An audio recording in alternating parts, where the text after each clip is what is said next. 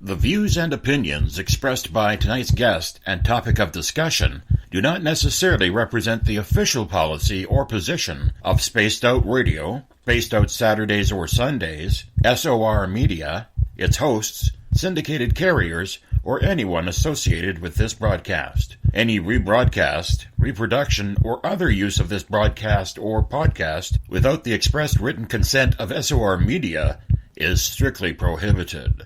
Listener discretion is advised.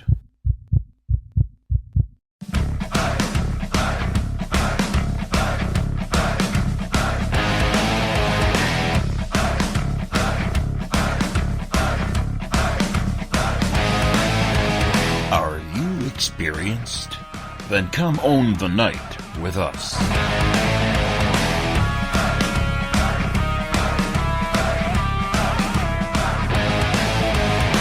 Little brother has taken control, shoveling dirt in every hole. Predators to condemn your soul, watching you and watching me. We're all Station atop the mountains of British Columbia, live from SOR headquarters. This is Spaced Out Radio with host Dave Scott. We live behind glass curtains and act like nothing's wrong. Soon you will belong. You can follow us on our website, spacedoutradio.com, and on Spaced Out Radio on iTunes. You can follow Dave on Twitter at Spaced Out Radio, and on Instagram at Dave Scott SOR, on Facebook at Spaced Out Radio Show, and on our YouTube channel, Spaced Out Radio. Brother wants to make headlines, be immortalized. Everyone's got an electric eye with the digital spies. They've watched you for so long. I know you're out there somewhere watching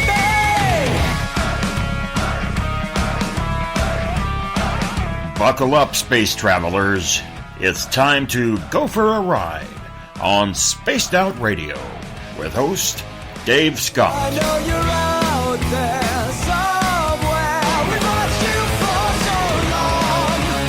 Wait for you to fall. We will expose you all. I know you're out there somewhere watching me. Little brother wants to make headlines, be immortalized. It's Friday, April 6th, Saturday, April 7th, if you're on the East Coast or across the pond, and this is Spaced Out Radio. Hope you have a good day and night. I am your host, Dave Scott, live in the Great White North in the Caribou region on top of the snowy mountains of central British Columbia.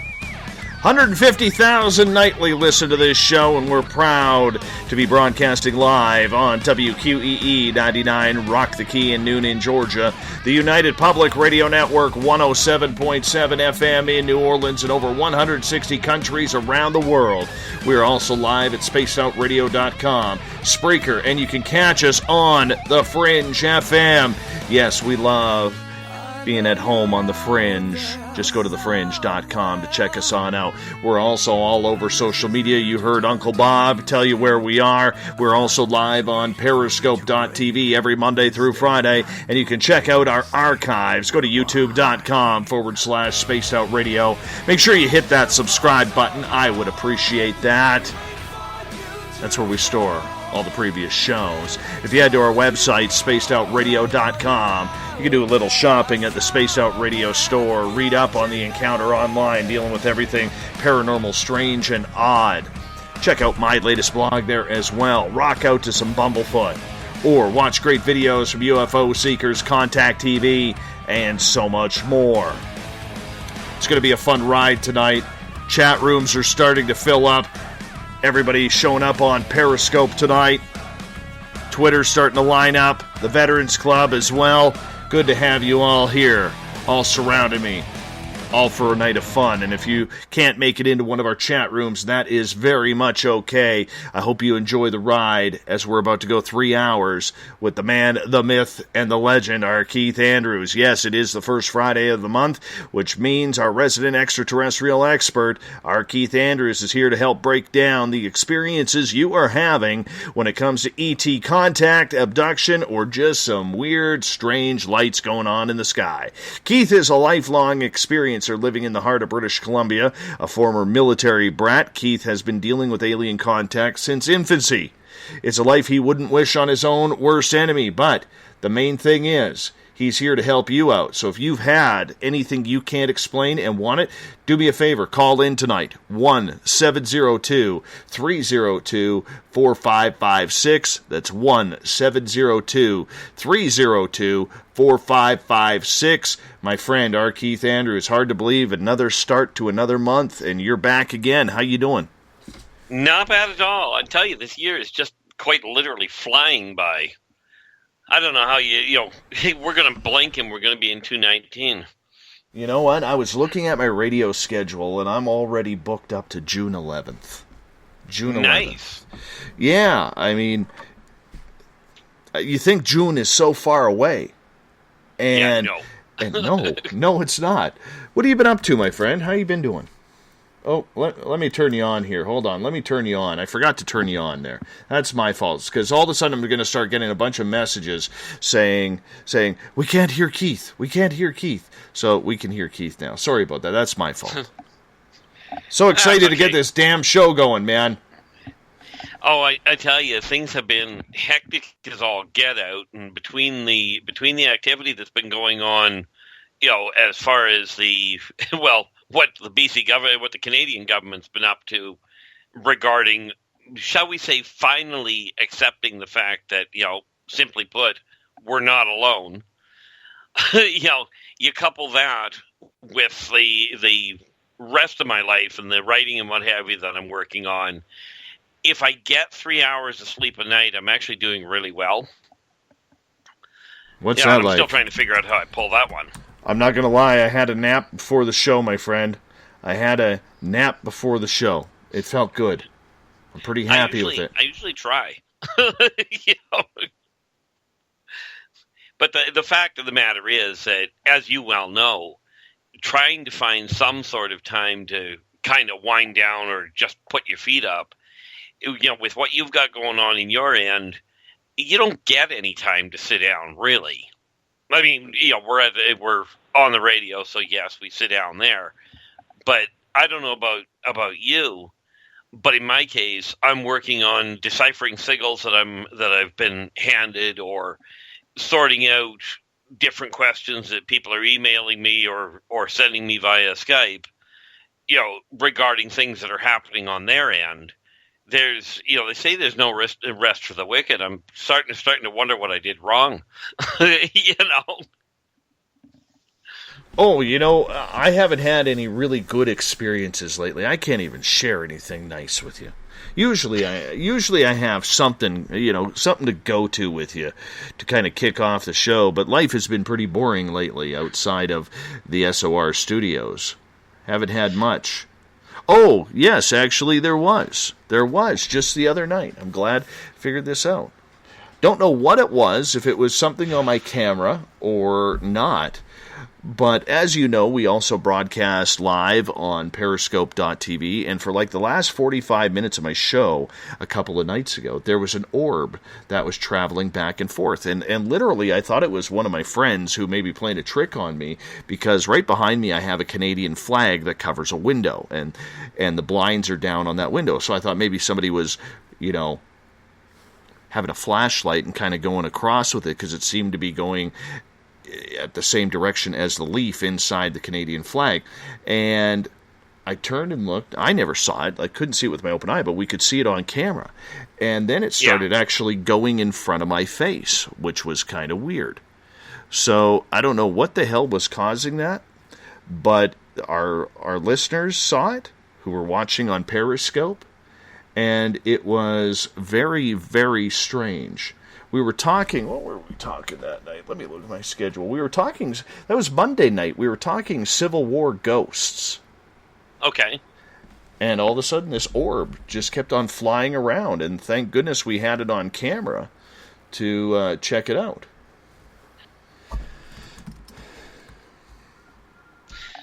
Which is always entertaining. Well, the thing is, especially when you're looking at orbs, there are three different ways or three different causes of them. And the easiest one to overlook, first thing you got to understand, that everybody's got to understand, is when we're talking about seeing something on film as compared to face-to-face, or as compared to seeing it with your open eye, is the magnetic field that they tend to activate. The human eye doesn't tend to register. It sees it, but the brain doesn't actually sort it out. So when you take it to a camera that's got no ability to sort things out, no ability to differentiate between what might or might not be there, this is why they show up on film where you may not physically see them. Now, of course, the most obvious one that many people mistake for an orb, and clearly this was not the case in your situation, is literally dust particles. Okay, anybody that works with photography knows that this is one of the big things that causes complications with photographs. But there's also orbs which are literally, since you were talking about the ghosts of the Civil War at the time, it would not be a surprise, at least not from my standpoint, to find that what you were dealing with was an actual spirit who happened to catch wind of what you were talking about. And since you were the one doing the talking, they came looking for you to ask.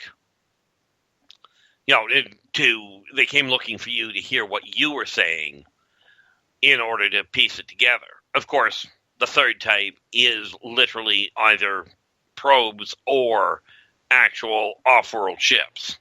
But in your case, this seems to be pretty black and white about it being a spirit from one of the predeceased. Yeah, I have no idea. It was a little weird, man. It was a little weird, and, I love when weird and strange things happen, and you know as well as I do, Keith, it's happened quite a bit during this show. Going back to the going back to the days of Carl hanging on out with us. You know what I'm saying? Oh, I think I still look at that going, he couldn't have come at a better time, really. Because as I recall, you were still questioning, you were still at that stage of, I really believe in this phenomenon, I really know it's happening, but, it's so hard to hold on to the belief, and then he shows up. Kind of wiped out the whole issue of was he there? Yeah, I mean, that was still such, one of the strangest experiences of my life.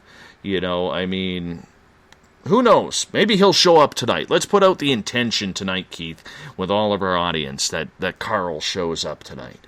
I think that would be priceless, in all fairness. Yeah, he's got to come to the window, okay? And this isn't, a couple of my neighbors coming over to play tricks. I know what Carl looks like. I'll be able to tell a mask from nothing. But if he comes out there, this is what I'm going to do. If Carl shows up during the show tonight, I'm going to call in myself to Skype so that way I can go outside with you guys. Because I'm not going to be able to turn the camera. My camera is on my computer. It's built in. So I'm not going to be able to all of a sudden turn my laptop and then go with it. But I'm going to go after him. Yeah, that makes sense. Yeah, him and I are going to have a conversation. I better get a flight out of this. That's all I know. I need a flight. Hey, you really got to be careful what you ask for on things like that. I've had some of the flights these people go on. Not always the most enjoyable side effect. Okay, now, I'm willing to take that chance. I just want it to happen. I'm willing for the side effects, Keith, because I know Carl's benevolent. Okay, yes, so I'm not worried about getting the Whitley Strieber treatment or anything along those lines. I want to be there. I want to check him out. I want to, say, hey, what does this button do? You know what I'm saying? That would be one of the big reasons why they don't let people run around. Well, I want to give it a try, man. You know, we're gonna come down, pick you up, then we're gonna fly over to North Carolina, pick up the preacher, because I promised him, and then we're going to, I don't know, let's go check out Mars or the moon. I want to see how fast we can get to Mars. I want to see if there's humans on there, if that's just a bunch of BS. Carl owes me a flight. He owes me a flight. Now, I know this is going to sound like an odd question, but how so? You know, I mean, if you think about it, really. But, you know, the issue of the one thing that I will caution you about with any time I've gone on a flight, you got to be aware that potassium crashes are a pain in the neck. It's one of the side effects of going off planet for a while. And anybody that's talked to astronauts, talk to the real people, the humans that have gone off world, or has done the research into it, potassium crashes are a massive mess for many of them. You know, one of my biggest problems, Keith, is maybe the reason why Carl won't take me on the ship. Maybe my butt is too big. Maybe my butt is too big and I can't get my ass in that tiny little alien seat and there's not enough room there. Maybe that's what it is. Yeah, you clearly haven't seen some of the people off-world that I've seen. And I am talking about the humans that they've taken. Well, I don't know what the situation is, but we're going to get into it. So let's start off tonight, because one of the topics that we have never really talked about at all during this show with you is the fact that you and I, both being Canadian, we have a large Canadian contingent for our audience. And up here, up north, we have a lot of people who look to the south for anything that does anything or has to do with anything in the field of ufology. We look at Area 51, we look at Dugway, we look at Dulce, we look at Wright-Patterson Air Force Base in Ohio, Roswell, Kecksburg, you name it. It always seems to come down to what happens in the United States. Yet we don't hear a lot about the experiences here in Canada. And I'm thinking Shag Harbor in 1967, but there is something that has just come out as of April 3rd, which was this past Tuesday, that is extremely weird for the Canadian culture. Now, a lot of people who are listening to us, because 70% of our audience is American, a lot of the people who listen to us will be like, well, what's the big deal with this? It's just a coin. So what's happened, if you haven't heard the story, the Canadian Mint has created a special coin. It's in the shape of a guitar pick, and it actually glows in the dark. And this goes back to May 20th, 1967. So we're coming up on the 51st anniversary here, very, very shortly. A gentleman by the name of Stephen Mahalik was hanging out looking for silver objects, just kind of prospecting around Manitoba's Whiteshell Provincial Park. So if you don't know where Manitoba is, it is right in the center of the province. If you go west, you head to Saskatchewan. You can wave at Ron Moniak over there, the Ukrainian watermelon. Or if you go to the right, there's Ontario and Hogtown, where we have quite a few listeners as well. So on that day, Mahalik saw this silver object, your classic flying saucer.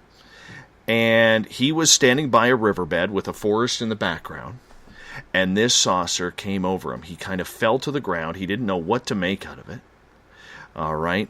And this craft beamed him with a light, burning his skin, burning his clothes. He reported it to the RCMP, and not knowing what had happened.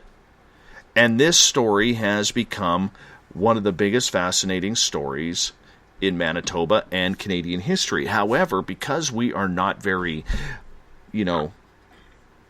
historic, shall we say, when it comes to taking on events like this, it was kind of forgotten about, and most Canadians, believe it or not, do not even know this. So the Canadian Mint, out of nowhere, makes this coin. Not of Wayne Gretzky, not of some of our Olympians or Paralympians or famous actors like William Shatner or Michael J. Fox or whoever it may be. All right, no, a UFO incident. And when the coin is in the dark, it goes black. The spaceship gets a pink hue around it with yellowish-green beams beaming over Mahalik as he is getting hit by this beam. Now, anybody could buy these. You can go to the Canadian Mint website or Canada Post. They're $130 Canadian. The coin has a value of $200. There is only 4,000 of these being made, and from what I am hearing after today's research, they're already sold out, and it's all about pre-orders now. And it's absolutely amazing that they would make this. The Canadian Mint, their story behind it, Keith, is basically saying, well, we thought this was a pretty good story and a good piece of history that no one really talks about. But when it comes to UFOs, Keith, and I'm going to bring you in here, okay? Yeah. We don't really get into this. UFOs are not a big deal up here in Canada. If it was, Canadian history books would be all over Shag Harbor or other incidents. Yeah. But that's the funny thing about the Canadian peoples. Okay. I kind of liken it to the same idea as storms. We get a winter storm up here, regularly. And we call them winter storms. And we carry on with the day. No offense to anybody, but south of the border, it seems everybody calls a winter storm like a Class 2 or a Class 3 hurricane or a tornado. And understandably, tornadoes make a mess. But people get very agitated. You go over into Europe and they get hit with them periodically. And people get agitated. Canadians, one of the biggest things I've noticed, even with the UFOs, is they'll see them and they'll go, yep, that was a UFO. And what did you want for lunch? It's a very laid-back outlook that seems to permeate a lot of the culture. Like a lot of Canadian culture. And you are right. Most Canadians don't have a clue about some of the bigger events. But then they don't go looking for them. It's really kind of a weird thing. You and I and quite a number of other people in this particular field, and let's face it, it's a small field, we go looking. We keep an eye open, or in some people's cases, you don't go looking, they sort of find you. But we take it seriously, and we're very, very clear that it's a real event. But I find it fascinating that of all the countries, that Canada would just all of a sudden, like you said, out of the blue, it's like there was no build up to it. There was no nothing. There was no pre-announcement. It was just like, here it is. Now let's get on with next year's design. And and there's a process to this, though, Keith, because these images have to be approved by government. Yeah. Well, people want disclosure. So this is what the Royal Canadian Mint says, just so people understand. The Royal Canadian Mint is known for having, pardon me, before I start, this should say, this is from Alison Crawford, spokesman for the Royal Canadian Mint. She says, the RCM is known for having polar bears and maple leaves and beautiful natural settings on coins, but we also do a lot of coins that reflect Canada's culture. And some of our best stories are actually supernatural stories, citing Ogopogo and Lake Okanagan and the Quebec werewolf like Loup Garou. We wanted to share that story with the rest of the country. The thing is, I've read 2 articles now, 2 different quotes from the RCM, Royal Canadian Mint, that says about Canada's culture. We don't have a UFO culture up here. Now, I realize for a lot of our listeners, they're going to be saying, well, what's the big deal? Why, who cares? It's just a UFO coin. But up here, when you cross the 49th, you just don't see or hear about UFOs. That is why there are people like Grant Cameron, Victor Vigiani, Chris Rutkowski, Stanton Friedman, and others who are trying to figure out these UFO stories and what's Canada's role in ufology. And I think, Keith, that I'm not going to sit here and say, Keith, that this is the start of something, but it makes for an intriguing story because UFOs are not a part of Canada's culture at all. Well, clearly that's where you're a little mistaken, but I do get your point.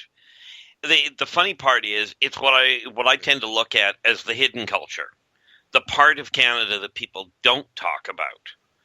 And when I talk about people, I'm not talking about people from other countries. I'm talking about Canadians don't tend to talk about it. Right? But it's because, as near as I've come to understand it, Canadians take it all as part and parcel of the whole thing. And on the whole, from the people I've seen, I question the reasoning behind it on occasion, but on the whole, people are very laid back. They get very agitated about their own video game or their own piece of property. But I've always held that of all the places on the planet, this is the one that I find it hard calling it a country simply because of one factor. In my eyes, and understand, this is just my opinion, but in my eyes, a country is one set of laws for one set of people. And let's face it, it's hard finding three people on the same block that follow the same laws. Now, we've been talking over the past couple of years about disclosure, about the government coming out and acknowledging that it exists. And I've had the pleasure of citing some of the events that are taking place. Like in France, they've got a law against UFOs landing in this one city. They literally have a law there that if they ever land there, they're to be arrested. In the States, I think it's Massachusetts, they built a monument, right? And for Canada to come out and the Canadian Mint to go, by the way, we're putting this out because this really is an event that happened that is worth note. It is part of Canada's history. I think that's about as close to the government coming right out and saying, hey, by the way, we're not alone, as you're going to get. Well, I do know that Victor Vigiani, who is head of Zealand Communications in Toronto, who is going to be starting a new group strictly for Canadians in conjunction with MUFON Canada to try and bring Canada's role into the entire UFO community and see what the role absolutely is. I know he is going to be pushing on this, and he actually called the Canadian Mint, and they told him the word culture as well. That it's part of Canadian culture. And Keith, yeah, we will agree to disagree here. And, I think the UFO subculture, like you said, is very quiet. And it's something that Canada being a reserved country, nonetheless, it is something where I find that, you just don't hear a lot of UFO discussion. There's not a lot of UFO, intrigue, even though some of the biggest named researchers in this field, from Paul Hellyer down to Stanton Friedman and Grant Cameron, all the names I just listed are all Canadian. So we do have the people in the interest, but it's just not one of those topics that is discussed. So I think I'll agree to disagree with you that the mainstream public who does not follow the field of ufology, which would be the majority, I don't believe that they will even understand the purpose of this coin. And I think that's good because it may open the eyes to something that they are not fully understanding or wanting to believe. Oh, and I absolutely agree with you on that part. From the number of people I've talked to, when you start talking about UFOs, and in all fairness, I find this between pretty much every country, most people, especially if they're not tapped into this field, are completely oblivious to not only what it means, but the ramifications that it may be having. People are so caught up in the here and now, and what they used to have, or that side of it, they miss a lot of what's going on right overhead. I was talking to one person who told me that, roughly speaking, from their research, only 1% of people actually look to the skies. Everybody else is looking at the ground. And if you're not looking skyward, let's face it, you're just not going to see a lot in the way of UFO activity.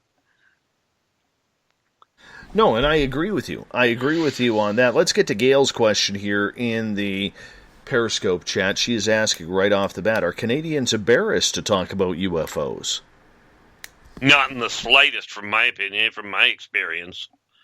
It's just not one of the ongoing topics, if you will. But I don't know, Dave, have you ever heard of anybody that was embarrassed to talk about it? I think there is, I wouldn't say it's an embarrassing thing. I think people love to talk about the topic when they have someone who is going to take them seriously. It's very much a one-on-one topic. It's not a group topic around here. So, you're not going to hear the topic of UFOs around 10, 12 people kind of gathered around. That's just not the way it works. Up here, it seems to be a topic of discussion that kind of revolves around a few people, and the fewer the better, because up here in Canada, we don't like bringing attention to ourselves, and we're a reserved nation, reserved people. And I really believe that we are people who are not wanting to, I don't want to say jump to conclusions, but we're not wanting to be that guy or that lady who comes out and next thing you know, everybody in their inner circle knows, oh, they were abducted by aliens, or she says she's abducted by aliens. There's still a lot of non-believers up here. Canada's a very... Lord, yeah. Yeah, and don't forget, I think that also adds to the conclusion that Canada's, over the last 30, 40 years has turned into a very agnostic/atheist type country. And for the majority of the population. And I think as that grows, I'm not saying it has anything to do with the tie-in with UFOs, because that's a little bit of a stretch, but I think that people are more into seeing is believing. And when you have most people who are not seeing these things, they choose not to believe it. Keith? And that I would absolutely agree with. And ironically, the problem is that even when they do see it, because people don't wrap their brain around it, it's very quick to say that was just a trick of my eyes. But, much as you pointed out that over the last several years, several decades, Canadians have become a whole lot more reticent to speak out or bring the attention to themselves about the strange events. People like you and I, we kind of get thrown into the middle of it. And this is where it gets to be difficult, because as soon as somebody like you or I sit down and talk to an individual, and I do agree with you, by the way, it really is more a one-on-one thing, at least to start. I've had the experience where I've started a one-on-one conversation, and the next thing I know, I've got 20 people standing around listening to the conversation. Not so much participating, but at least dropping an ear. And it's a bizarre thing to watch as the lights come on when people do finally notice it. But this is where I had a riot when we went down to the States last year, where the people are in public are so open to this kind of thing that you almost look at it as though they're talking about going to an ice cream parlor. It's like it seems to be that normal of a topic down there. And up here, it goes back to the idea of hide in the shadows and talk to people in hushed whispers, just in case. We got a bunch of questions happening right now in Periscope, Keith, so I'm going to try and get to them right off the bat here. Sinbad is asking, are UFO sightings more popular in Western Canada or Eastern Canada? And I'm going to step in there right off the bat, and I'm going to tell you, right now, the leading the way is Eastern Canada, because that's the majority of Canada's population. You know, we have 8 million people alone living in Toronto, and there are a lot of more people from Ontario East than there are Manitoba West. So I'm going to jump in there on that. You would agree with that, Keith? Yeah, quite frankly, I would. You know, I mean, it's long been known that that Eastern Canada has the higher population, so it stands to reason you'd have higher communication lines in that field, or for that matter, any other field, except maybe cannabis. Yes, definitely. Cannabis is more West Coast. Sorry, just had to throw that in, didn't I? I wasn't prepared for that.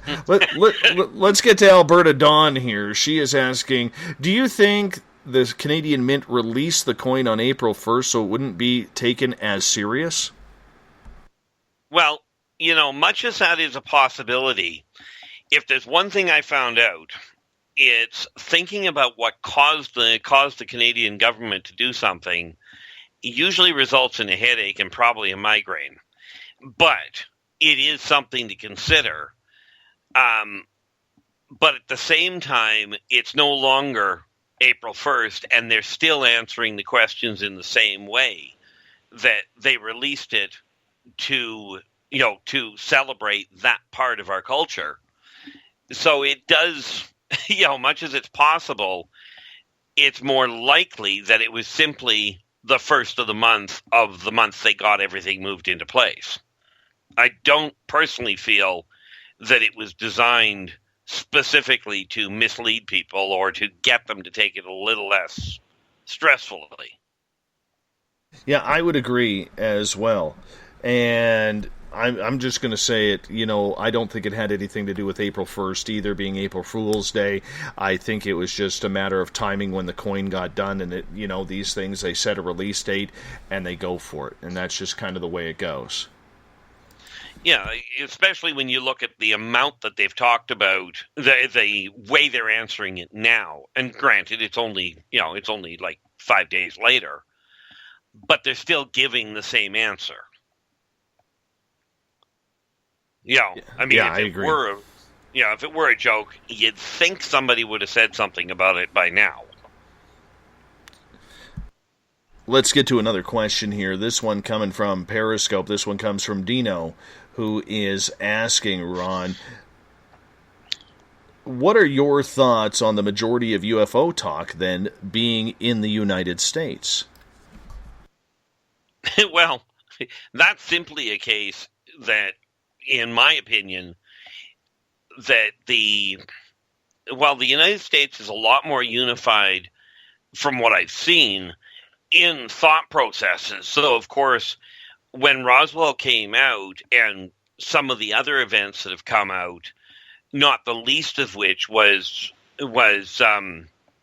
Travis Walton's abduction and the Benny Hill situation, because it got so much publicity in the States and everybody jumped on it, it has literally just continued since the opening, since it started. And so it stands to reason that the majority of the conversation will come out of the States, because they're a lot more vocal about many events. And again, Canadians tend to be a lot more quiet, a lot more, you can think what you will, I'm just not going to talk to you, I'm not going to say it's a good thing or a bad thing. And therefore the conversation never gets started up here a lot of the time. And of course we have to look at the other thing, look at the size of the population. Well, you know what? You know what, though? We're Americans are a lot stronger than Canadians. And it's definitely not in hockey. except for women's hockey, the gold medal game this year at the Olympics. But beggars can't be choosers. Beggars can't be choosers. You know, where Americans are a lot more stronger than Canadians is Americans have, from what I have seen, have absolutely no fear in calling out their government. You know, they may not get the answers that they want, but if they smell BS, they're going to call BS. Whereas here in Canada, up until recently being like the last 5 to 10 years, we have had this real trust going on with the government. You know, we've had some real trust going on that we still believe in the good Canadian way that the government has our backs. Sure, they're going to tax the hell out of us, but what government doesn't? You know, Yeah. and they'll never explain that. But we still feel up here, you know, maybe it's a false sense of security, but we still feel up here that the government has our backs on what is best for Canada and Canadians. Now, I can say this, you know, a lot of people believe right now that the way Justin Trudeau is handling things, well, that is changing. That attitude is changing where Canadians are becoming more vocal. But for the most part, you know, you don't see a lot of Canadian people calling out the government like you do in the United States, whether it's Obama, whether it's Trump, whether it's Bush, whether it's Clinton, whoever it may be. It just doesn't happen that way up here. So, you know, I think that's a big reason why a lot of these UFO stories have been able to be swept under the carpet. Because Canadian people, we have this vision of who we are. We're a peaceful nation, a UN peacekeeping force, and all sorts of stuff like that. But they don't give the credit for, you know, what is actually happening behind the typical Canadian words. We're boring people, is what I'm trying to say in a big mouthful. We're boring. Well, the funny part about it is, yeah, Canadians are quiet, and behind the scenes they've done some remarkable things. You know, I mean, take a look at the Canadian arm. You know, just a mild addition to the space program, but that's because we sit up here and we just focus on what we're doing. And you are right. For the most part, people seem to look at what the Canadian government is doing and go, they're looking out for us. And, you know, in all fairness, the funny part about it is that even when Canadians get upset about what the government is doing, the Canadians don't talk about about impeaching a prime minister or about firing him. They talk about when his term is up, I'm not voting for him again. And then they go on with their day. With the UFO stuff, it's the same issue. You look at it, you have a quick conversation when you see one, right? I mean, we had one years ago, it'd be 20 years ago now, when I was working downtown, and we had a UFO show up right over top of my workplace.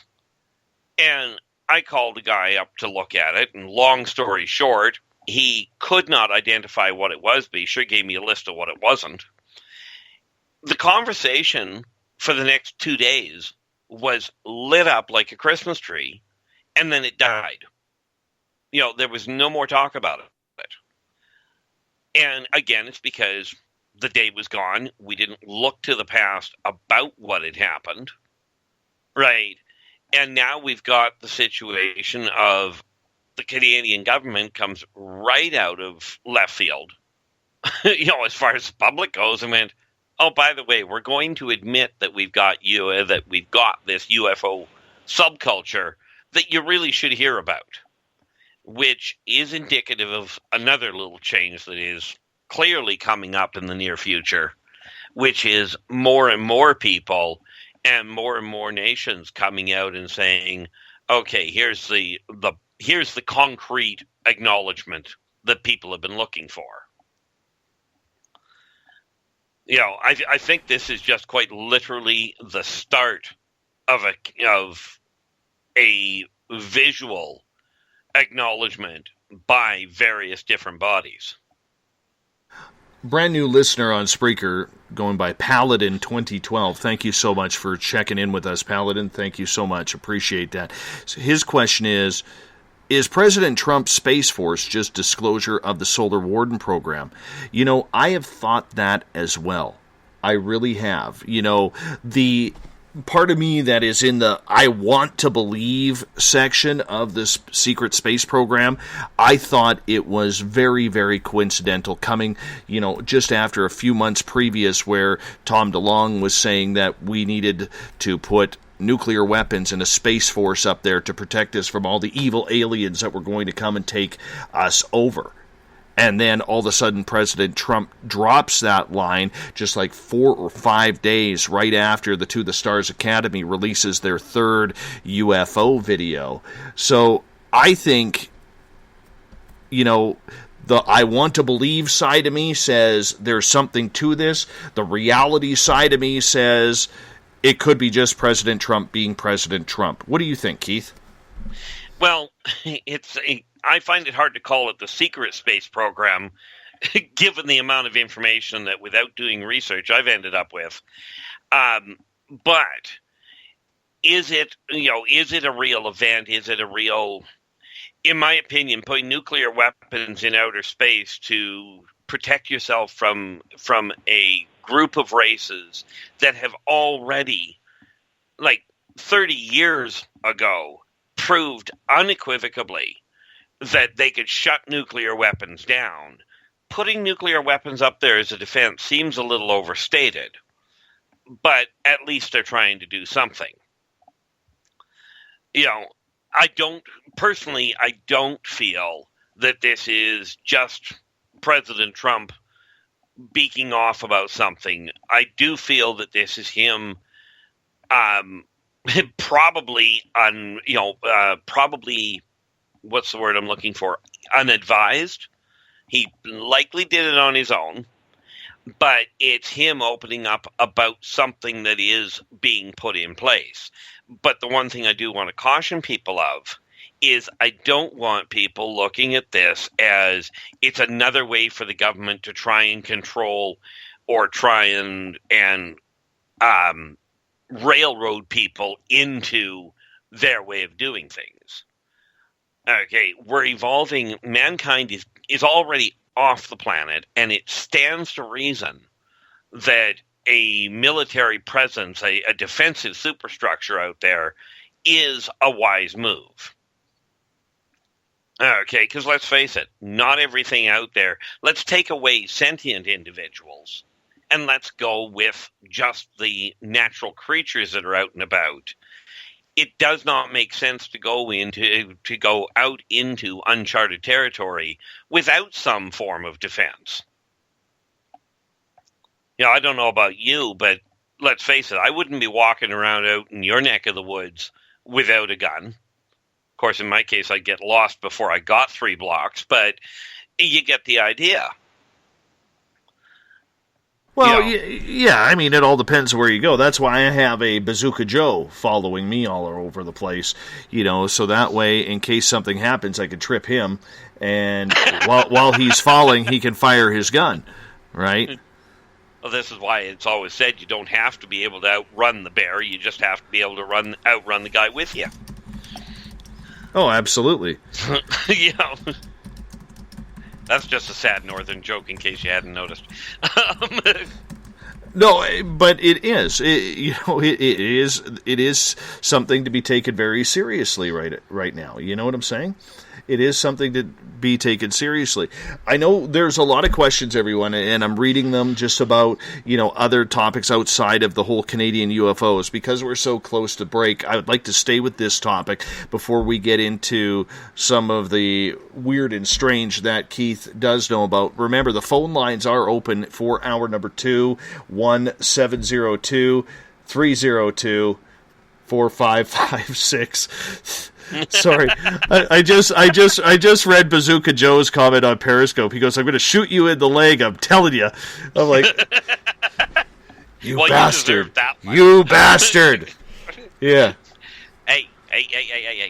We're supposed to be speaking some other language other than that one. I know, but it's Bazooka Joe, and I was shaking my fist at him because I know he and his wife are watching right now, and they live like maybe a mile and a half from me here. So, Bazooka Joe is my go-to guy when I go in the forest. That guy is, he's brilliant out there. I absolutely love the guy. He's phenomenal. And I still would trip him, but nonetheless, But you'd mourn his passing, right? Well, it all depends, because if he does shoot me in the leg while we're out searching for Bigfoot and grizzly bear decides to show up, then yeah, in all fairness, I don't think that he'd be shooting you in the leg when you see Bigfoot. The grizzly bear, possibly. Yeah. Kodiak, you can virtually guarantee it. Yeah. Yeah, the wolf pack that will be surrounding us, who knows? We'll see what happens. We got about 6 minutes before we got to go to break here, and I know there's a couple more questions in regards to Canadian UFOs. Catalina is asking, are there any aerospace industry in Canada? If so, what are some of the names of the companies? Bombardier is the big one. And they also they're more famous for their Can-Am ATVs and snowmobiles, but they also make airplanes and smaller type, like Learjet kind of aircraft. And they're probably the biggest. Back in the 60s, we did have a program called the Avro program, and that was one of the premier programs going on. And when they shut that down, I believe it was Prime Minister John Diefenbaker who shut down that project at the behest of all Canadians, because it was a deal worked out with the United States President at that time, which I believe was it Nixon? No. I am certainly the last person to ask about who did what in what year. Yeah, I believe I believe it was Richard Nixon, and it kind of killed the Canadian aviation program. There was Canadair and another couple of companies, but nothing very big. But a lot of the American companies like Lockheed and Boeing, they do have manufacturing plants up here, and they do a little bit of building up here. I believe for the F-35 program, the F-22 program, there is some parts for those fighters that are actually made in Canada. But as for having our own, like down there, you got Lockheed, you got I believe you still have Grumman, or maybe Grumman shut down or was bought over. You got Boeing, you got a bunch of other companies. We don't have that type of infrastructure as much as you guys do. All right. Christoph is asking, how about Royal Canadian Air Force reports that were declassified? I haven't got my copies of those yet, Chris, and I don't think Keith has for him as well, but there's like 9,500 pages if you go to the Transport Canada website in regards to UFOs. Yeah, in all fairness, I certainly don't, but then again, I didn't go looking for them. As I've mentioned to people multiple times, I don't actually research this stuff. I just simply live it. So the paperwork that people are talking about, it's very seldom that I've actually heard of a particular issue, never mind gone and read about the thing. But that doesn't mean, let's face it, there's a lot going on that people just haven't been told about. And it's starting to come out like it is over the rest of the world, which does beg the question, why now? Well, let's face it, we've entered into a new century. Not to mention a new millennium. Not just that, Keith, but you have to think that it is coincidental. And I'm not saying there's anything to this, because I know there are people out there, well, there they go, saying Canadians are going into disclosure. And you know who I'm talking about. I'm saying that to the audience on Twitter. But I'm not saying, to me, it's just coincidental that we have all of this potential disclosure stuff coming out of the United States. Canada, which has been absolutely silent on it,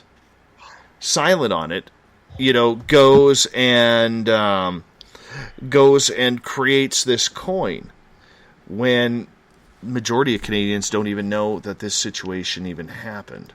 They really don't. You know, you ask any Canadian, hey, who is Stephen Mahalik? Who? Oh, didn't he play for the Winnipeg Jets back in 81, 82? No, he didn't. Yeah, well, in all fairness, I've been doing this a long time, and I don't know 3/4 of the people that people mention. I mean, I've personally met Grant Cameron, and obviously I've met you, but there is not a lot of the people that people talk about that I've ever even talked to or met. When I told you a long time ago, and the listeners, that I was a recluse for 90% of my life, it wasn't really an exaggeration. We are down to our final minute here in the first hour of Spaced Out Radio. That was a quick hour. And it's like I said, Canadian UFO history is something that is still quite secretive. And hopefully in the near future, we will be able to see more, Keith, of stories like this coming out, because I do believe it's important. Oh, and I agree with you 100% on both counts. It's extremely important because it on top of everything else, it draws Canada into that global community of countries that have seen this sort of thing across the globe.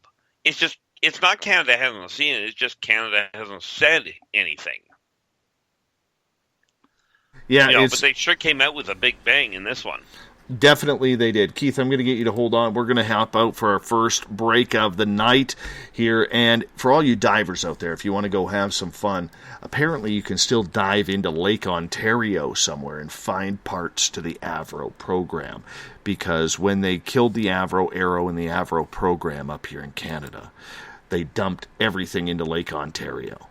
So you might be able to get some good stuff in there, And trust me, it's something that Canadians are still quite sore over. Nonetheless, we're going to get more to your experiences. We're going to open up the phone lines in hour number 2 of Spaced Out Radio here. So stick around and let's get to your questions and comments. Anything ET related coming up with our Keith Andrews and Spaced Out Radio right after this. Find your escape where time has no limits. It's about living today and cherishing the heritage of yesterday. A spirit of adventure for what is new, with the nostalgia of the past. Your timepiece is a reflection of who you are. Life surrounded by beauty from the world around us to the soul within. EscapeWatches.com. There is no time like the present to enjoy your escape. Use promo code SMF2017 for your 20% discount today. The freedom to post what you want, when you want. That's the social media freedom you need. Social Media Freedom is the free app in your app store. No need to worry about going to jail or being shadow banned any longer. It's the freedom to say what you feel. The freedom to know Big Brother isn't watching. It's the way social media is supposed to be. Social Media Freedom. It's time to set yourself free. Download from your app store today. Coming September 28th to the 30th, it's our first annual Caribou Paracon, put on by Spaced Out Radio and the Canadian Society of Questers. 3 days of paranormal, supernatural, and spiritual knowledge in the beautiful 108 Mile Ranch, British Columbia. Tickets are $150 Canadian for the event, being held at the Spruce Hills Resort and Spa. Come watch our featured speaker, Grant Cameron, along with Lorian Fenton, David Weatherly, Ross Allison, and more. The Caribou Paracon, celebrating everything paranormal. Hey Space Travelers, it's Joe Roop, your host of Spaced Out Saturdays. Come join me as we explore the realms of the paranormal, the esoteric, and everything in between every Saturday night at 9 p.m. Pacific, midnight Eastern. You know the truth is out there. Don't get caught sleepwalking. Come join Spaced Out Saturdays. That's every Saturday night, 9 p.m. Pacific, midnight Eastern, right here on SpacedOutRadio.com. Psychic Sundays, spiritual communication, ET contact, Sasquatch in your backyard. We will have it all on Cosmic Passport with me, Elizabeth Anglin.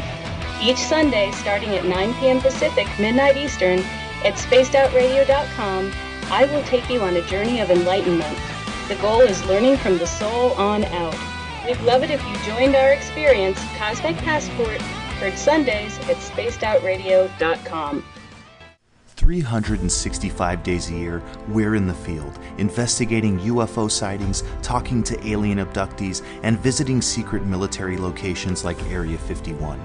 We're UFO Seekers, official partner of Spaced Out Radio. Follow our daily search for the truth at ufoseekers.com or like us on social media. Catch us on Spaced Out Radio every third Monday of the month as we discuss Area 51, UFOs, and more. And also, don't forget to subscribe to us on YouTube. It's paranormal news at its finest. Welcome to The Encounter. At spacedoutradio.com, The Encounter online is SOR's trusted news source for everything weird and strange going on around the world. This is news editor Eric Markham. Our team of journalists are scouring the planet for those strange stories that rarely make the mainstream. No fear-mongering or fake news here. Head over to spacedoutradio.com and encounter The Encounter. Heading to Vancouver and looking for some great nightlife? The Moose Vancouver is the place to be. Catch a game on one of the big screens or just come rock out to your favorite 80s and 90s hair bands. Great food starting at $6.95. The Moose Vancouver is open until 2 a.m. nightly. It's easy to find near the corner of Nelson and Granville. The Moose Vancouver is the official rocking bar of Spaced Out Radio. Want to learn more about aliens, cover-ups, conspiracies, cryptids, and the paranormal? All you have to do is tune in S4 as we take over Spaced Out Radio Night, starting at midnight Pacific, 3 a.m. Eastern, each and every Saturday night, right after Spaced Out Saturdays. Hi there, this is Eric Cooper from Forest Moon Paranormal. Join me, Corey Ruiz, and friends as we discuss the hot topics of the night. It's fun, entertaining, and as dark as the night. Find us at spacedoutradio.com. Are you interested in advertising on Spaced Out Radio? Head to our website at spacedoutradio.com and click on our advertising tab. There, you will find an assortment of ways you can get your product out there with us, from radio commercials to banners and social media. Have a product you like our hosts to endorse? We can do that too. Visit spacedoutradio.com for more details. Do you want to know what's really going on in your world? Do you have questions about who you can trust in the mainstream media? Then look no further than the Rebel Planet. Come get the straight answers right here at spacedoutradio.com. Join me, Jamie Sexton, creator of Rebel Planet News, as I fill you in on the stories behind the stories. All you truth seekers, be sure to tune in to Rebel Planet on spacedoutradio.com the third Thursday of every month. Visit purpleplates.com today. For over 40 years, the Purple Energy Plates have been delivering amazing results for their many customers. Inspired by the great genius Nikola Tesla, the harmony, healing, and energetic effects of the plates have proven over and over to be beneficial and often miraculous to thousands of customers. Check their site for daily specials and choose from their many energy products. You won't be sorry. Visit them today at purpleplates.com. Hey, this is Canadian Paranormal Investigator Mike Moore. The third Wednesday of every month, I'll be teaming up with Dave Scott to bring you Ghosts of the Great White North. Each month, we will bring on guests from across Canada to discuss their ghostly encounters. Canada is a paranormal hotbed with stories you've never heard, so we're going to bring them to you. So get comfy on your Chesterfield, grab a donut, and join us, eh? The views and opinions expressed by tonight's guest and topic of discussion do not necessarily represent the official policy or position of Spaced Out Radio, Spaced Out Weekend, Spaced Out Radio Limited, its hosts, syndicated carriers, or anyone associated with this broadcast. Would you like to connect with us? Head to spacedoutradio.com for all your latest show info. And hit us up on Twitter using the hashtag SpacedOutRadio. Now, back to Dave Scott and SOR. Welcome back to the second hour of Spaced Out Radio tonight. I am your host, Dave Scott. Great to have you with us. Tomorrow night on the program, Joe Roop is back in SOR headquarters, broadcasting to you live. He's going to have a great guest. I know he is. Joe Roop, Spaced Out Saturdays, 9 p.m. Pacific, midnight Eastern Time. On Sunday, we are going to be doing another network replay, so I highly suggest you stick around for that. It's going to be a lot of fun network replay on Sunday night as well, and we're going to keep it at that for the time being. 9 p.m. Pacific, midnight Eastern Time. All your shows can be heard at spacedoutradio.com. We want to welcome in everyone listening in on WQEE 99 Rock the Key down in Noonan, Georgia, home of The Walking Dead. We are live as well on the United Public Radio Network 107.7 FM in New Orleans at over 160 countries around the world. We are also live what the hell is OT? We are live at spacedoutradio.com, Spreaker, and you can also listen to us digitally on thefringe.fm. I love it. Bill Cardwell has set the password for tonight in the SOR Space Travelers Club. Craniocleidocystosis. I almost got that. Craniocleidosis ostosis. Something like that. I hate Friday night passwords. Bill sets a password each and every night right here on the mighty SOR. Now, if you want to follow us on social media, you know where to find us. Twitter, Facebook, Instagram, we're all there. Just type in Spaced Out Radio. You could check out our archives. Please subscribe to our page. Go to youtube.com/Spaced Out Radio. I would appreciate that. And, of course, our website, spacedoutradio.com, where we have a plethora of features for you, including rocking out to some Bumblefoot, shopping at our Spaced Out Radio store, read The Encounter online, or watch great videos from UFO Seekers, Contact TV, and so much more. The first Friday of the month, we have our Keith Andrews in here for the ET Connection, where we talk all things extraterrestrial. Phone lines are open at 1-702-302-4556. That number, once again, 1-702-302-4556. 4556. Keith, how you doing? Not bad at all.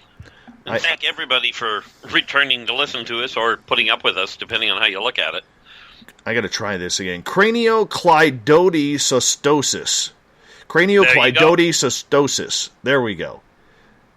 You know, the problem is I was reading it on the wrong page. Craniocleidocystosis. Whatever the hell that means. I don't even think it has a meaning, to be honest with you. But that's just me. My guess is it's got to have a meaning. I just have no clue just yet what it is. No, it's ridiculous, to be absolutely blunt. It's absolutely ridiculous, and I don't even think Bill knows about it. All right, let's get to some questions from our audience while we are waiting for phone calls to come on in about ET experiences, and we want to know about yours, so please call in at 1-702-302-4556. We'll also take your questions in any of the chat rooms or on Twitter.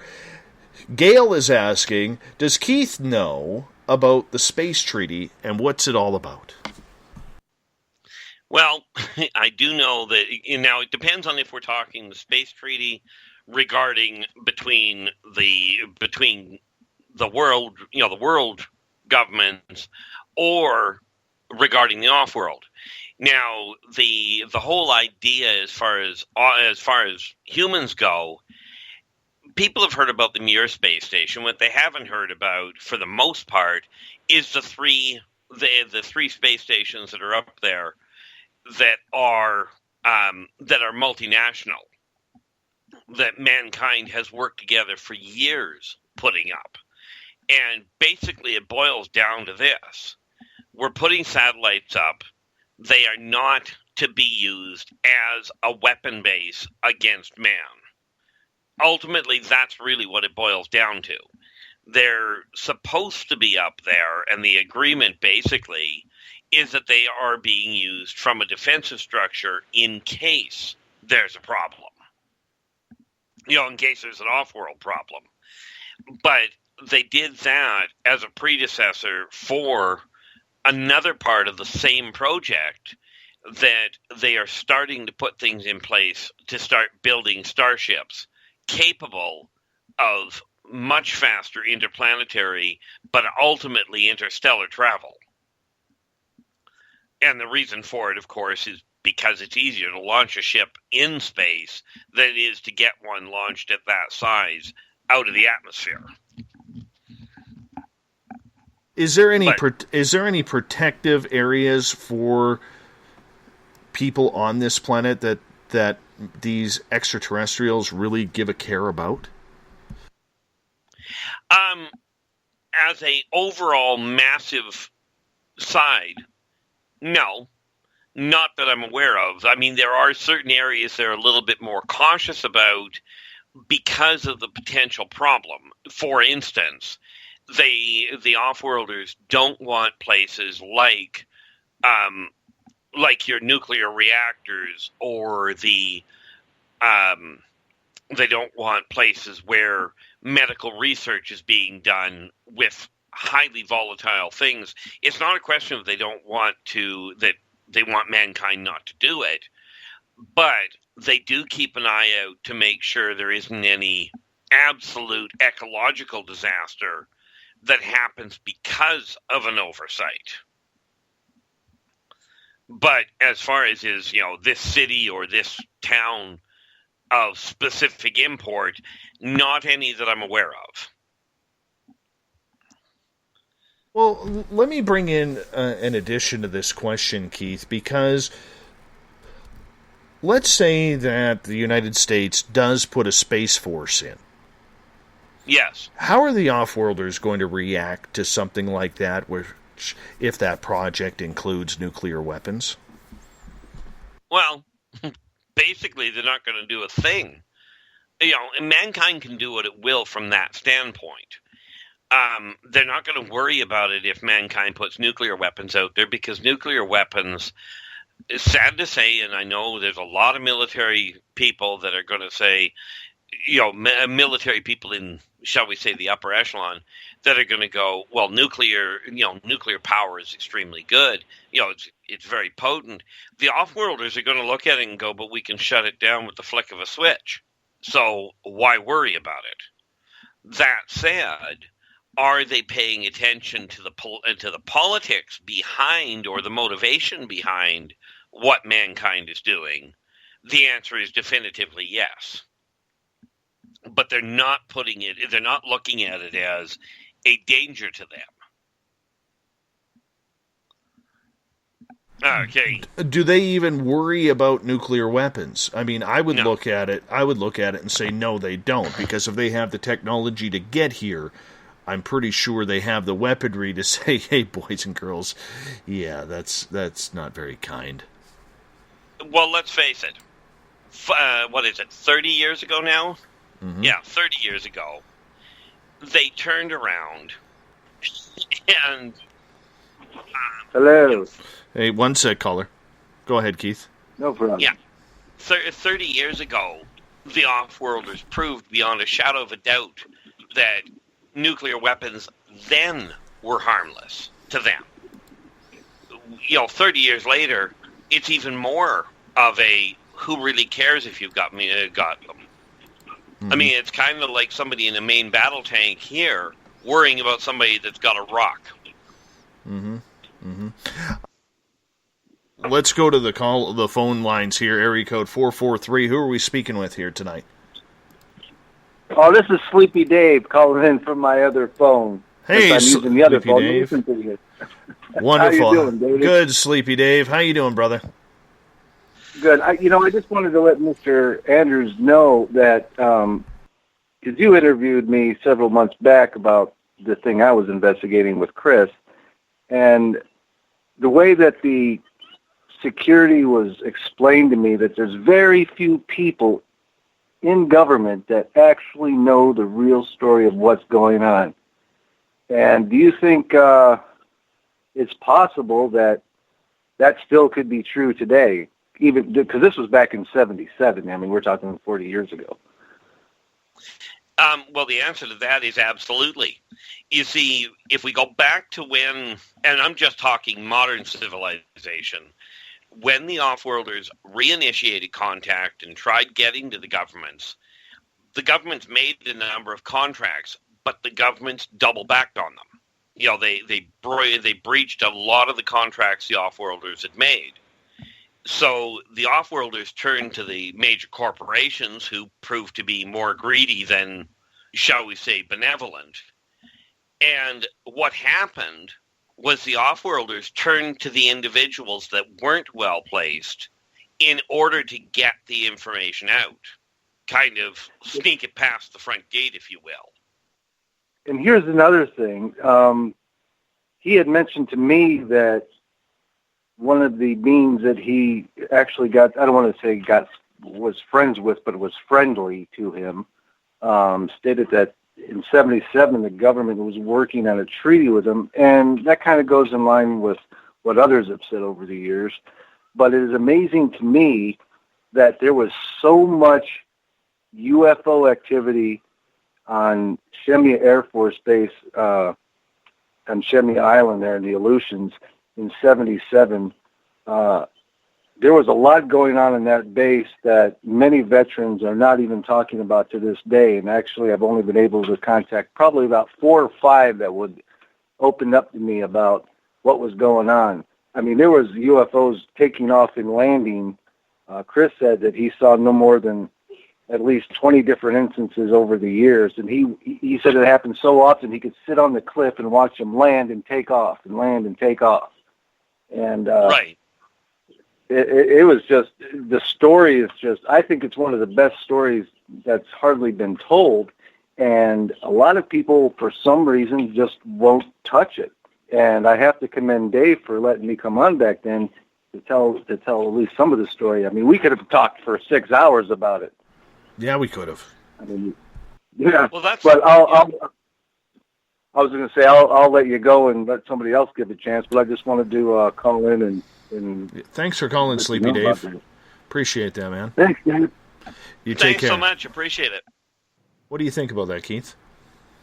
Well, it's not surprising, first of all, that that even back then the governments didn't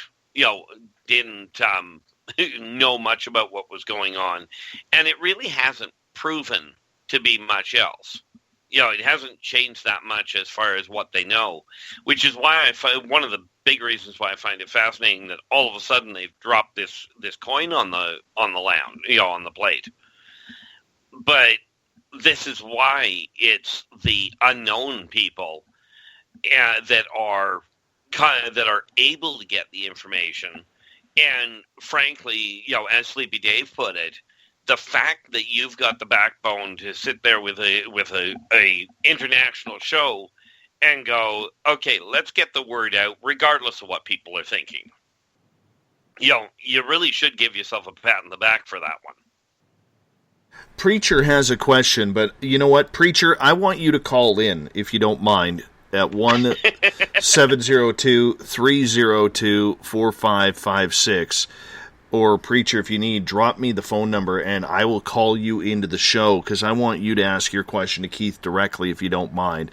Let's go over to Twitter at #SpacedOutRadio. Canadian Joe is asking, what species was it that shut down the nuclear plants here, or the weapon sites? Well, it was actually the consortium that set it up, but most of the ships that showed up were operated by the Greys. Now, of course, going hand in hand with the Greys, you can bet the Nords were on board, as in physically on board. But it was a consortium that authorized it and said, no, we're not having this mess. Because, well, their concern, as I've mentioned before, is literally to protect the planet while while making certain that mankind still is the dominant, shall we say, protector of the planet itself. Now, I could get really sidetracked there, so I won't do that to you, Dave. But no, that's who actually authorized it or set it in motion. Mm-hmm. Excellent. Okay, I'm just going to call in Preacher here because he had an experience the other day that he really wanted to talk to you about. So I'm just going to call him in here. All right. Okay, so Preacher, I know you're listening. I'm going to be calling you in here. I know you're at work, and But that's okay. We're going to call him in right now because he's got an interesting story that just happened just the other day. Preacher, what's going on? Hey, how's it going, man? Good, buddy. How are you? Hey. Doing all right. All right. I'm going to let you take it from here and tell us the background of the story here, Preacher. Okay, I woke up, God, what was it, last week before last? Bridge of my nose felt like it had a beer bottle bashed across it. I'd had sort of a restless night sleeping. And on the show, I mentioned it, and you did the pendulum thing, which anybody has ever heard that story knows that Dave's pendulum and I go way back. And you asked your spirit guide, Jordan, about it, and he said that I had been picked up by reptilians. Apparently, they put some kind of an implant or something in the bridge of my nose, or did some kind of procedure. And I mean, it was the kind of sore that I would have remembered doing it during the day. You know, if I'd banged if I'd have done it while I was awake, I'd have known it. And the fact that it hurt as much as it did, and it didn't wake me up, tells me something weird happened. But that's pretty much what I know so far. I'm not sure which alien race it was, or which reptilian race it was. I'm assuming it's not the ones that find us edible, or I've just got too much fat content for. I was wondering if you had any insight about it. Oh, yeah, like with great white sharks. Yeah, we could go all over the place with that one there, Eric. Well, I'm not detecting anything with a tri-field meter or a EMF. You know, I took all my new gear and waved it around my face and didn't really find anything. Well, this is where this is one of the things that tells me a couple of probabilities. One, we can write off obviously we can write the Techlex off. Okay. Because I came back. I say, well, yeah. Yeah, we'll start there. No missing pieces that I know of. I mean, technically, there is a branch of them that it could have been, but you can track their markers. You know, their if you will, their bugs, their implants you can track. Same as the Tormenon. You don't have to worry about them being the ones. The fact that you were passed out as solidly as you were, there's one type of tracker that I know of that you're not going to pick up because it's literally a biocell. They literally take your cells, modify them, and put them back. Modify them so they can broadcast. I had a physical dent. I mean, it hurt like hell, and it was red, but there was no external mark. But I could feel a dent up at the top, up the end of my nose. It's up by the eyes, right there at the upper part of the bridge. Yeah, and it feels as symmetrical as it's ever been. Like whatever the dent was, it has filled in with something. Well, let's face it. The body will regenerate. Okay.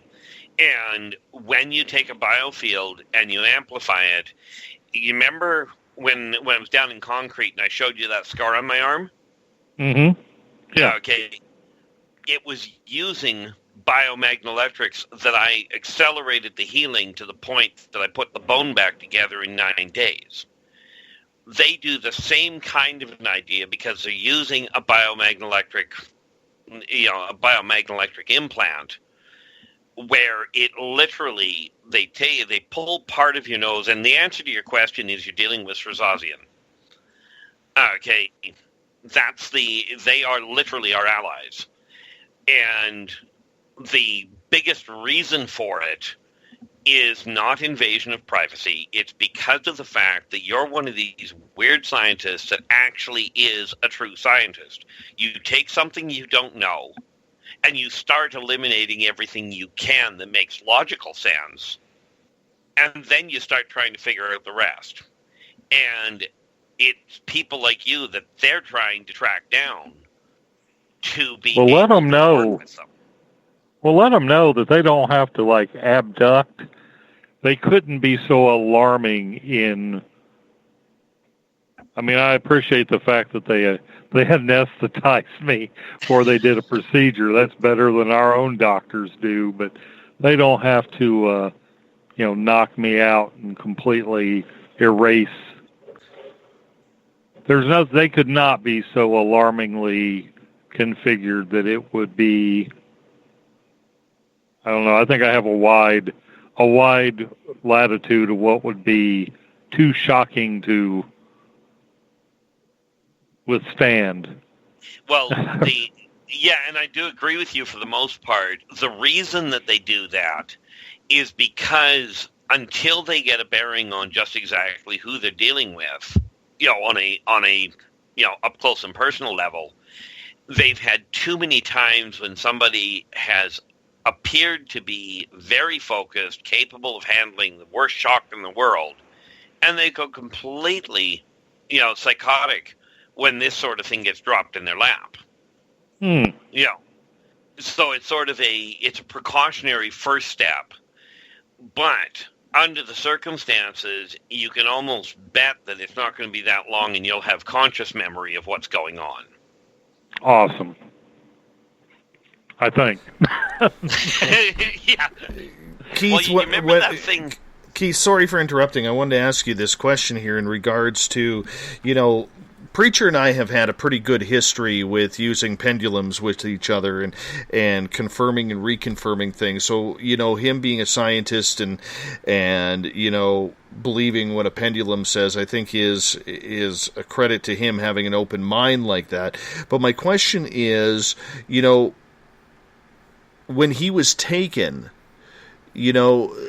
when you hear the word reptilian, you hear a lot of negativity around that. You rarely hear the positive. How does one know whether or not it's a positive experience from a certain type of species that has such a bad reputation? Well, first and foremost, that is done. It literally boils down to a personal interpretation. In other words, once somebody has been taken, if they come back and they're panic-stricken and they're all over the place emotionally speaking, you can bet for them it wasn't a pleasant experience. On the other hand, when you take somebody like Preacher here that has turned around and gone, okay, it was a little different, it was a little painful waking up, but I'm really not that bad, I'm in no harm. Clearly, we've got a positive experience. Okay, to me, I kind of liken it like when you're going to the dentist. Some people, you can go to the same dentist and have 3 different outcomes as far as whether it was a good experience. That's true.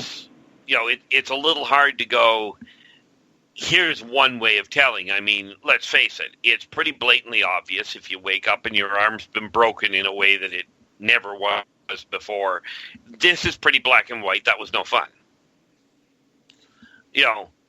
But even for you, Eric, it was a case of things, your life. If you think about this in terms of when you first started bridging the gap from what you grew up knowing as pure science into this field, which is a science in and of itself, it's the same kind of transitional awareness that you're going to go through, and you're going to find the same kind of a leap over the next couple of months. It ought to be a ride, and I would strongly recommend that you start keeping a daily journal, especially of events like when you wake up and you're feeling a little off, or you notice a new divot or something. It would be wise to start cataloging it for data analysis purposes. Yeah, because I think it happened. It happened during broad daylight. That's right. It was That's why I need to have my journal, so I'd have my dates down better, because would have happened in broad daylight, because while I was asleep, and I believe it would have happened Sunday afternoon, sometime between the time I got home from work Sunday and the time I got up to come in. Right. So it was at some point there. Yeah, I'll get me a journal book and start writing stuff down. Keith, I want to hop in here while Preacher's still here. Daytime abduction, where would they take him away, and if so, how? Because he has a physical trauma, or would this be something that they did inside his home? In all likelihood, they yanked him out of there. And the how is the easy part. Okay. It's literally transspatial relocation. They simply, by colloquial terms, he was teleported. Beam me up, okay. Yeah. For the most part.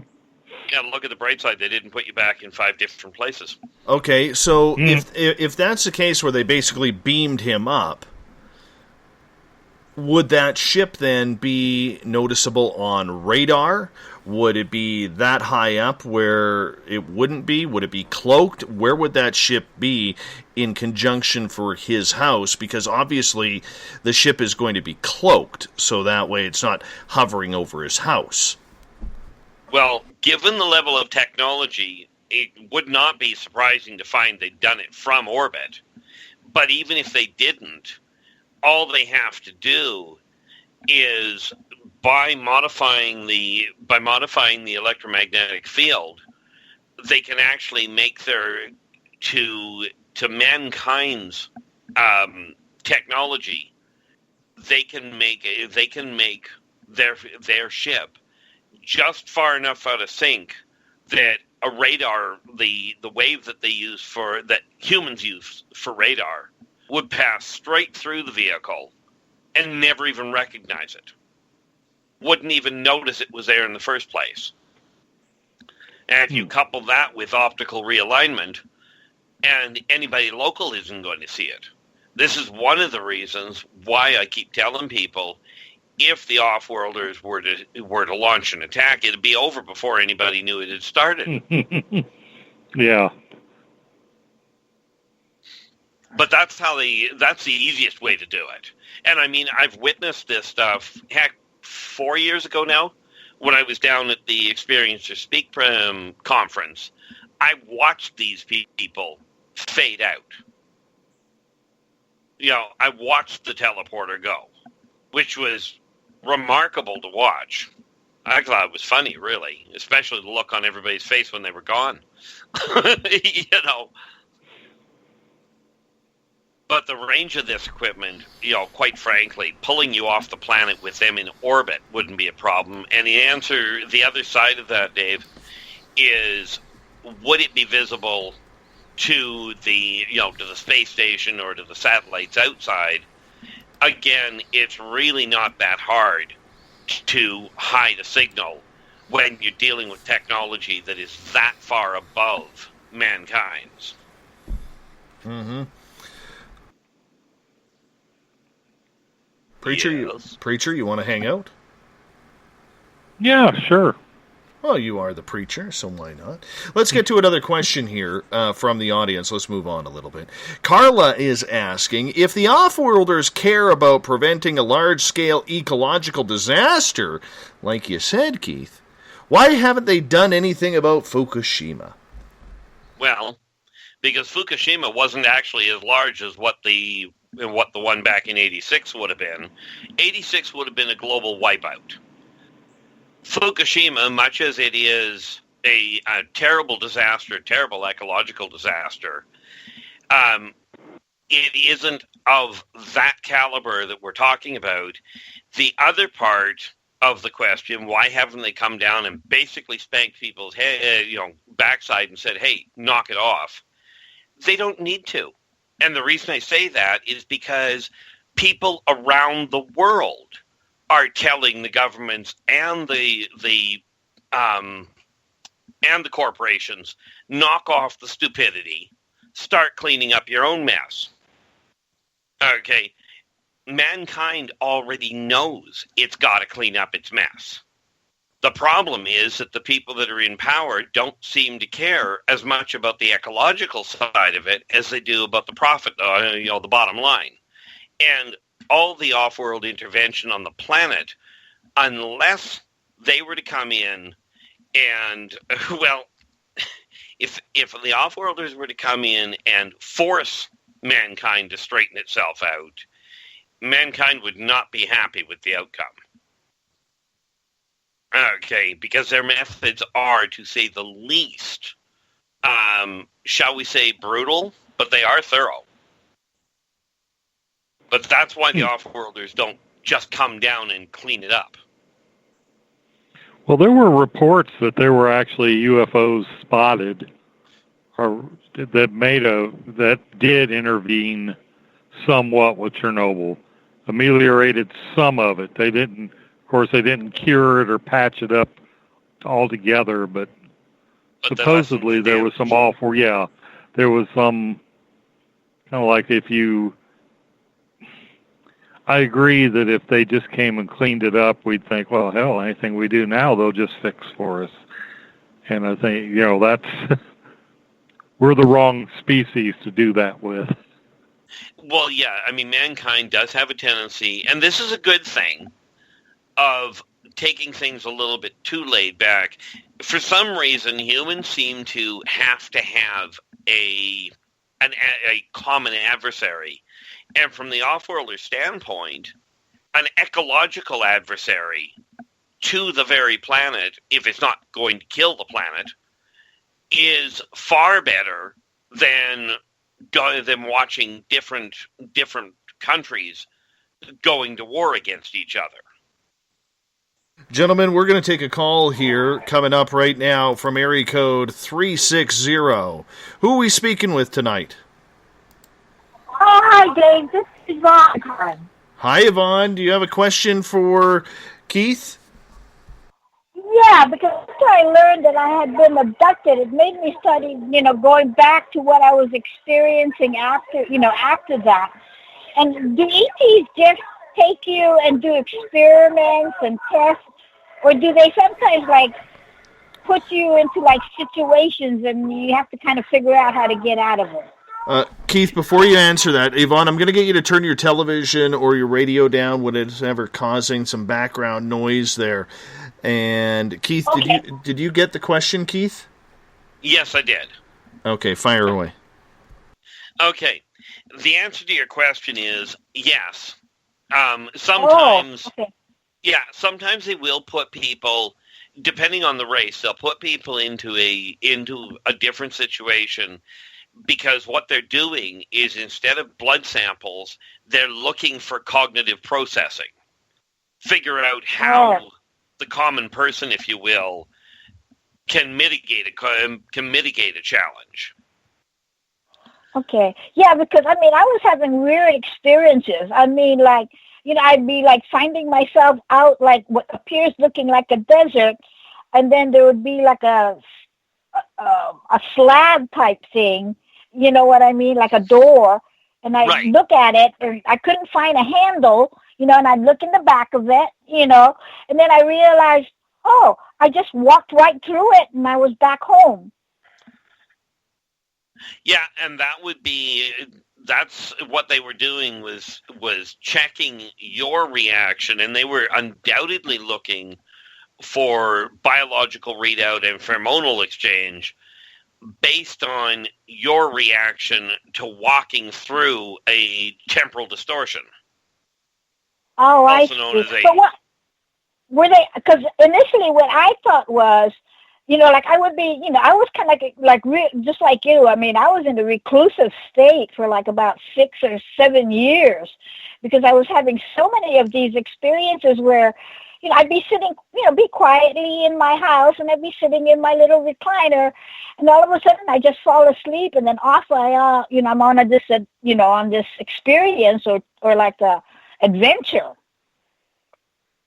Yeah, and see, the thing is, because you were taking it that way, it was giving them the opportunity to really study the changes that were happening to the way that you were looking at different situations without worrying about mental collapse.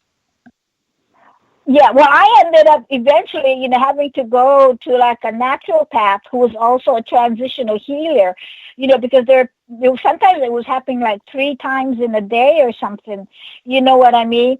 And I was getting like exhausted. Well, yeah, and this is one of the things that you could have done had you known was literally when you were up there, when you had been taken, all you would have had to do was say, hey, guys, look, I don't mind this so much, but I need some sleep. And they would have cut back on the amount of pulling. Yeah, because I wasn't aware of like the ET alien thing, I thought they were just my guides putting me through training missions or something. Because my Kumu, when I first was kind of, before this, taking away type experiences happened, my Kumu was telling me that, that I had shamanic heritage, and all I have, I don't have to take classes and all that jazz, all I have to do is to remember.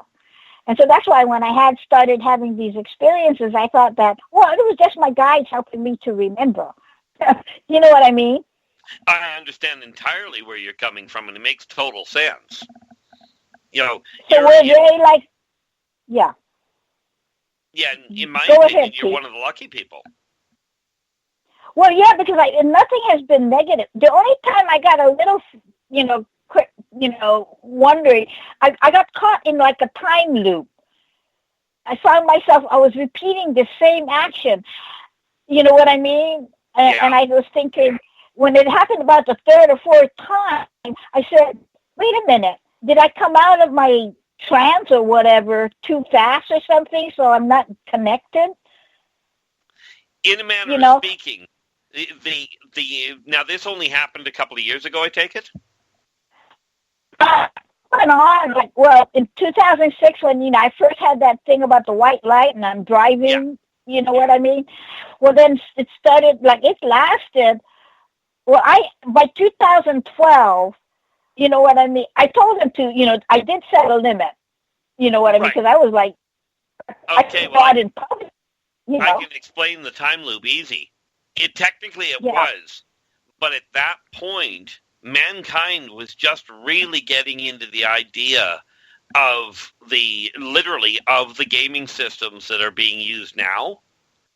And what they did was they were running you through a sequence that you weren't getting quite right. And it's kind of like in today's video games where, if you don't do it right, your character dies. So you reset at the beginning of that quest. And I see. They were trying to figure out how to make it work that would make sense to you and still give them the information they were looking for. Yeah, because, I was finding myself like what appeared to be like maybe like a jungle or a rainforest type situation. And then I'd find this kind of like I would go back into ancient times, it seemed, or ancient cultural times. You know what I mean? Where I would find this altar covered on all these mines, and then I'd see all this kind of like writing on it, which I don't totally at all understand. You know what I mean? Or I'd be I've been tossed out in the universe, Keith, and I'm looking, and I have, I'm Akamai in terms of constellations, and I'm supposed to find my way home back to Earth. Yep. And that was, but you can bet they were tracking you to make sure you got home. But again, mankind has this interesting situation where the way that humans think, they can get the answer without knowing the question. Okay? Like, they'll do something. So this is what they were looking at, is how far that actually goes. How far, because your brain was holding was handling the stress. So they were undoubtedly looking to sort things out. But then they also would transform me into a different thing. You know what I mean? I mean, because one time I came back and I looked at my foot, and it wasn't my human foot. Yeah, and there's a lot of things, but Yeah, not okay. not to be rude, but we Oh do no, have, I understand. but All I right. do hope that helps. All right. Yeah. Thank you for Yeah, calling. thank you so much for that. Thank you for Yeah, calling bye-bye. in. Appreciate that. All right, let's get to some more questions here. We have a bunch of new users because of our setup here on Periscope, and I want to get to a couple of their questions if you don't mind, Keith. And, Not in the slightest. And Preacher, how you doing? How's your nose? It's still. I notice if I put on my sunglasses or mostly my sunglasses. You've seen them. They got that really heavy bridge piece on them. But not near as tender, and it doesn't look like I got smacked in the nose with a dinner plate. So it's better than it was, that's for sure. All right. Well, there is a question for you, Preacher, on Twitter at #SpacedOutRadio from Ghost of Ben Turpin. He is saying, what's Preacher's copay like for alien Medicare? I might have to switch. Probably, if I went through the emergency room for it, $500. Well, that's not bad. That's not bad at all. All right, let me get to some questions here from Periscope. And I'm just trying to, I got to scroll up here, guys. Blonde Wolf is asking, Keith, because he's brand new to us, so give him a little break here. He's asking, how do you know all of this stuff, and how is it possible that it's accurate?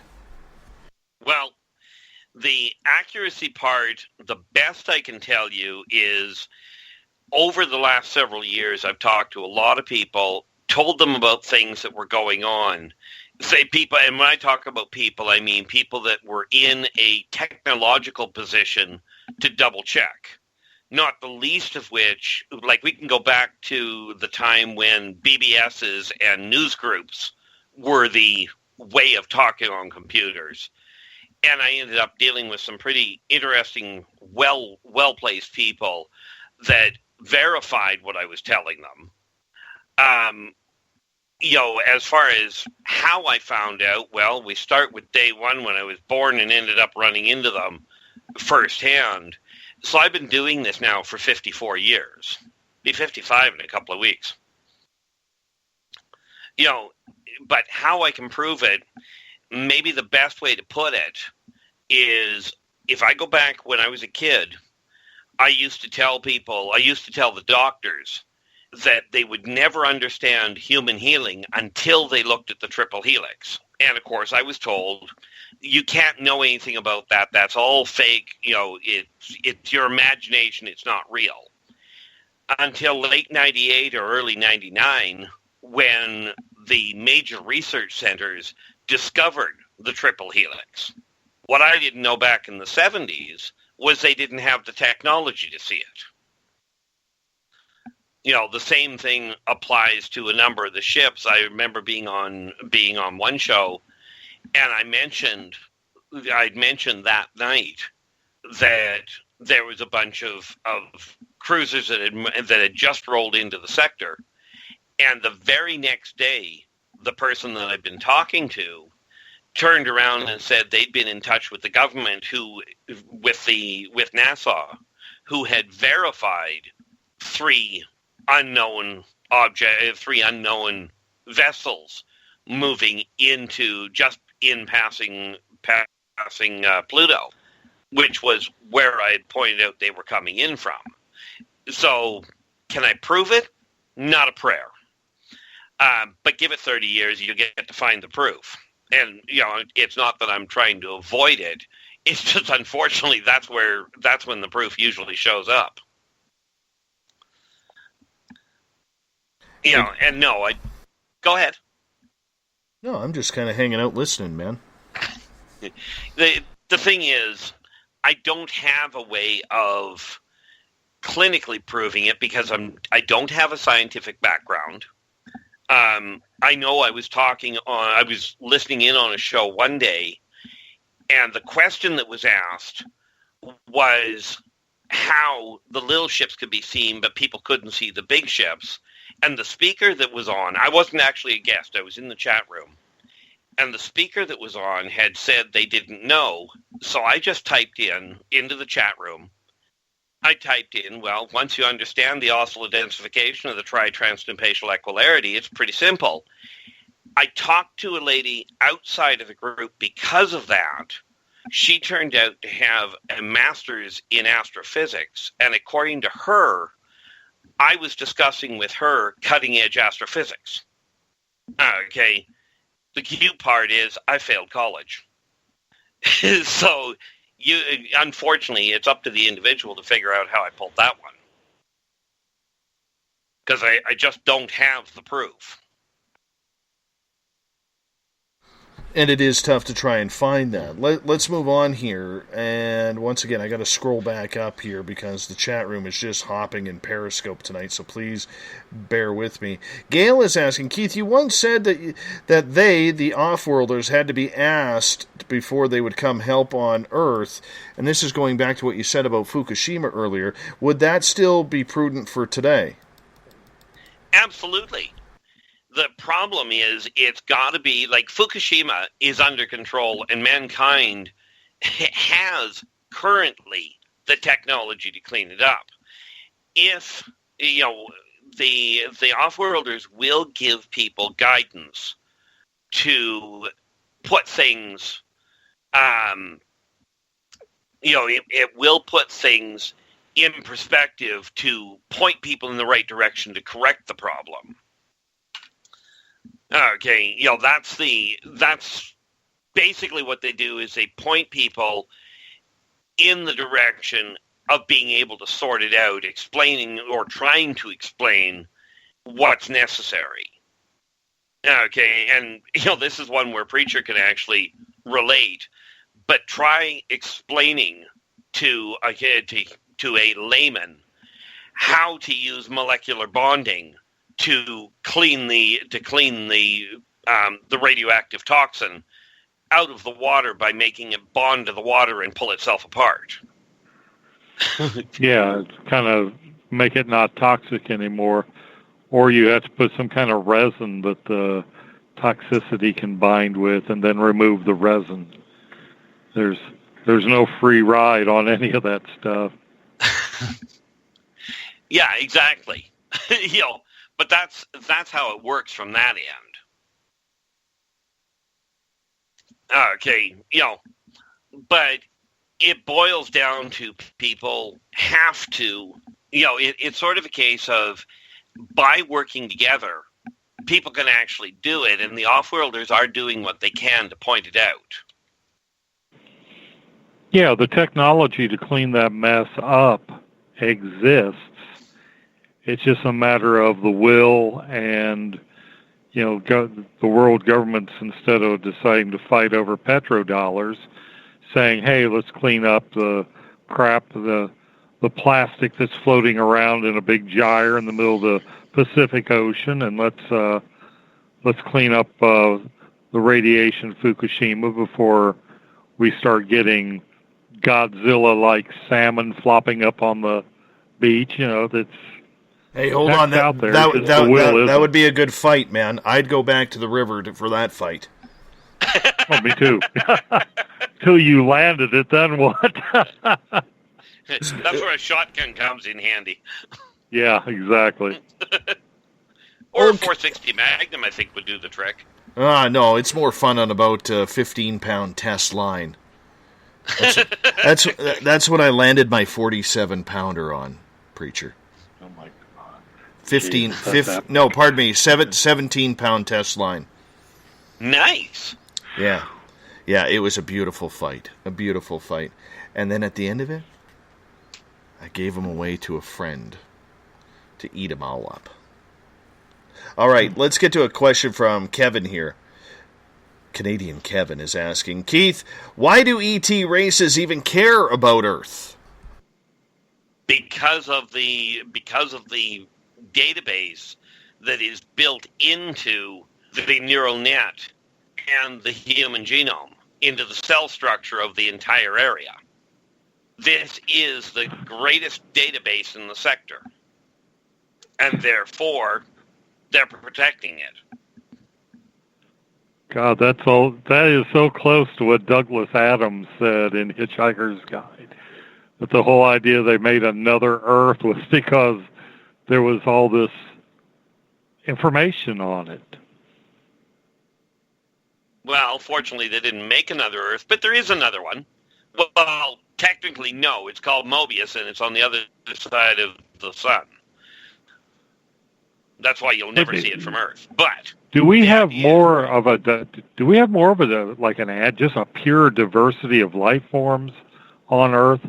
I mean, we've got one dominant, humans, are the dominant life form. There's got to be planets out there where more than one species has co-evolved, and you have more than one dominant species.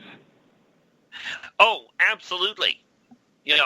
Absolutely there are other ones. It's just because of, and it's something that is hard to really fathom, but it's because of the vibratory interaction on the planet itself that plus, of course, the state that mankind is at, that the civilization is at, that has got their attention, because mankind has gotten back to that bridge where they're either going to make this run or they're going to blow themselves back into the Stone Age.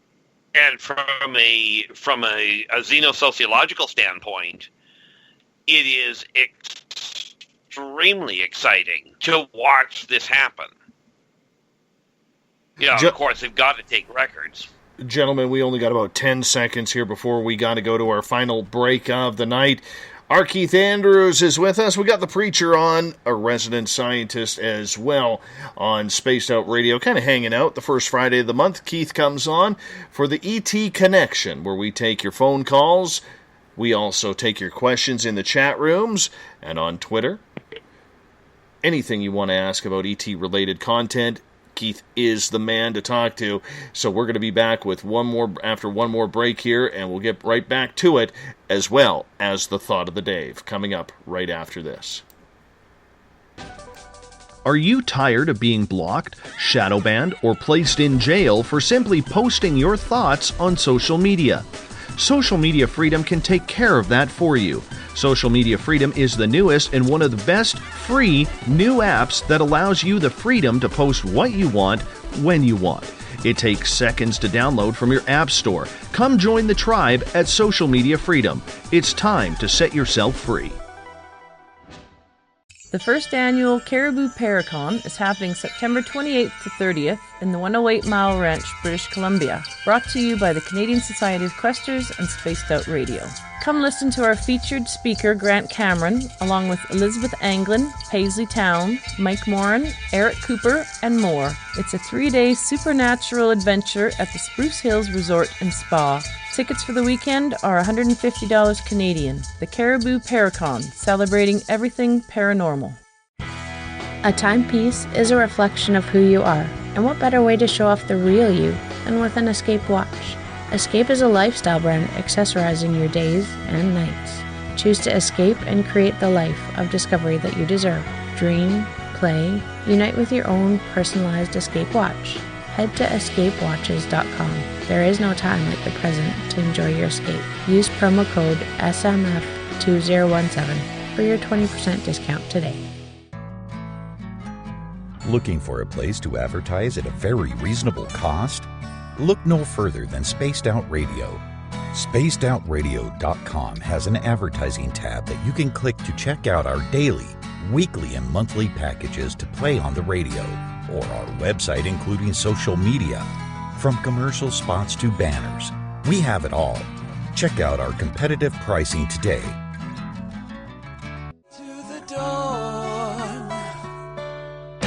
We're lighting the void on Saturday nights on Spaced Out Radio. Hey, this is Joe Roop, and I'm hanging out in SOR headquarters every Saturday night, bringing you the latest news when it comes to the weird and strange. Bigfoot, occult, UFOs, ghosts, and everything in between, I got you covered. You can tune in to spacedoutradio.com starting at 9 p.m. Pacific, midnight Eastern Time. Come travel into the void with us on Spaced Out Saturdays.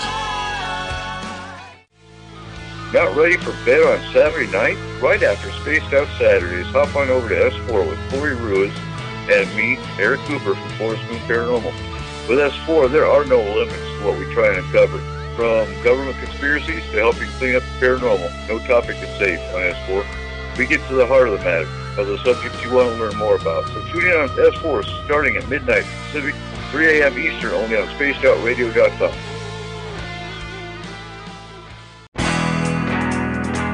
There's stories, then there's the truth. Do any of us really trust the news anymore? This is Jamie Sexton, owner of Rebel Planet News. The third Thursday of every month, I appear on spacedoutradio.com to bring you the truth you deserve, without mainstream media lies or alternative media fear-mongering. We'll get to the heart of the story and deliver the truth you're seeking. So come join us here for the Rebel Planet at spacedoutradio.com. The Call of the Wild is in Vancouver. The Moose Vancouver is one of the hottest bars and restaurants in the city. Open until 2 a.m. nightly, the Moose will rock you like a hurricane all night long. Great food with everything on the menu at $6.95 near the corner of Nelson and Granville. Get your horns up and come rock with us. The Moose Vancouver, the official rocking bar of Spaced Out Radio. Visit purpleplates.com today. For over 40 years, the Purple Energy Plates have been delivering amazing results for their many customers. Inspired by the great genius Nikola Tesla, the harmony, healing, and energetic effects of the plates have proven over and over to be beneficial and often miraculous to thousands of customers. Check their site for daily specials and choose from their many energy products. You won't be sorry. Visit them today at purpleplates.com. This is Eric Markham, news editor for the Spaced Out Radio's The Encounter Online. We have put together a great team of writers and journalists from all over the world to bring you top-quality paranormal stories, from alien encounters to the latest conspiracies. You won't find any of that fake news here. True stories and top-notch reporting as we look to bring these experiences to the mainstream. The Encounter Online, only at spacedoutradio.com. Do you want to know the truth? Do UFOs exist? Are aliens real? Are the governments hiding the biggest secret in history? We're UFO seekers, and we're on a hunt for the truth. Subscribe to our YouTube channel and follow along with us as we journey across the United States, visiting UFO hotspots and alien hotspots, trying to document the UFO phenomenon. Catch us on Spaced Out Radio every third Monday of the month as we discuss Area 51, UFOs, and more. And also, don't forget to subscribe to us on YouTube. You hear footsteps in the empty room above you. A rocking chair begins rocking by itself. Don't be afraid of the things that go bump in the night. Reach for Spirit Storybox, the iPhone app the Huffington Post UK called the only ghost hunting app you will ever need. Spirit Storybox. The spirits are telling their stories. It's Cosmic Sundays with me, Elizabeth Anglin, in Cosmic Passport. Let me take you down a 3-hour spiritual journey where we will get into everything from ET contact to Psychic Sundays. It's a journey of listening and learning together with some of the best professionals in their fields. You can tune in to Cosmic Passport at spacedoutradio.com every Sunday, starting at 9 p.m. Pacific, midnight Eastern.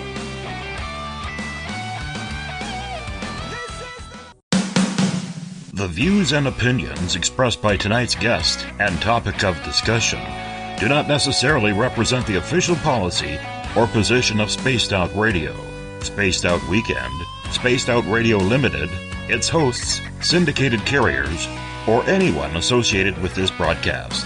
You're listening to Spaced Out Radio with Dave Scott. Follow Dave on Twitter at Spaced Out Radio and hashtag Spaced Out Radio, and on Facebook, Spaced Out Radio Show. Now, back to the program. Welcome back to the third and final hour of Spaced Out Radio tonight. I am your host, Dave Scott. Great to have you with us.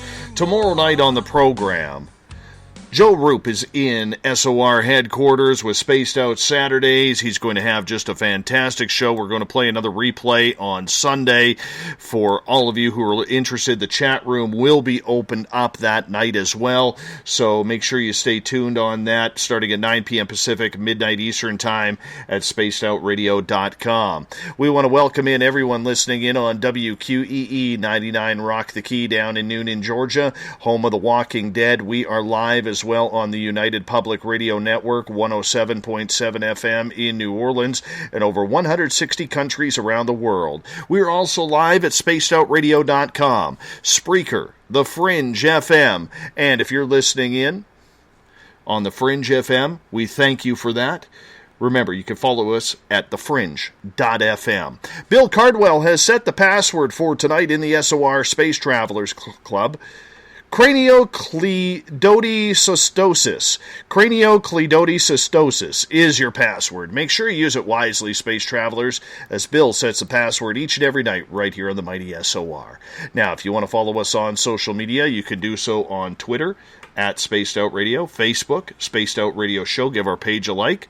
We're on Instagram, Dave Scott, SOR. Subscribe to our YouTube channel. Go to youtube.com/Spaced Out Radio. We would appreciate that. You can watch us live on Periscope.tv every Monday through Friday night. Our website is spacedoutradio.com, where we have a plethora of features for you, including riding along on the SOR Space Travelers Club for $5 a month, rocking out to some Bumblefoot, shopping at our Spaced Out Radio store, read the Encounter online, or watch great videos from UFO Seekers, Contact TV, and so much more. Now, before we go back to the phone lines and bring Keith in, you know, I just want to tell this story here because it's kind of affected me.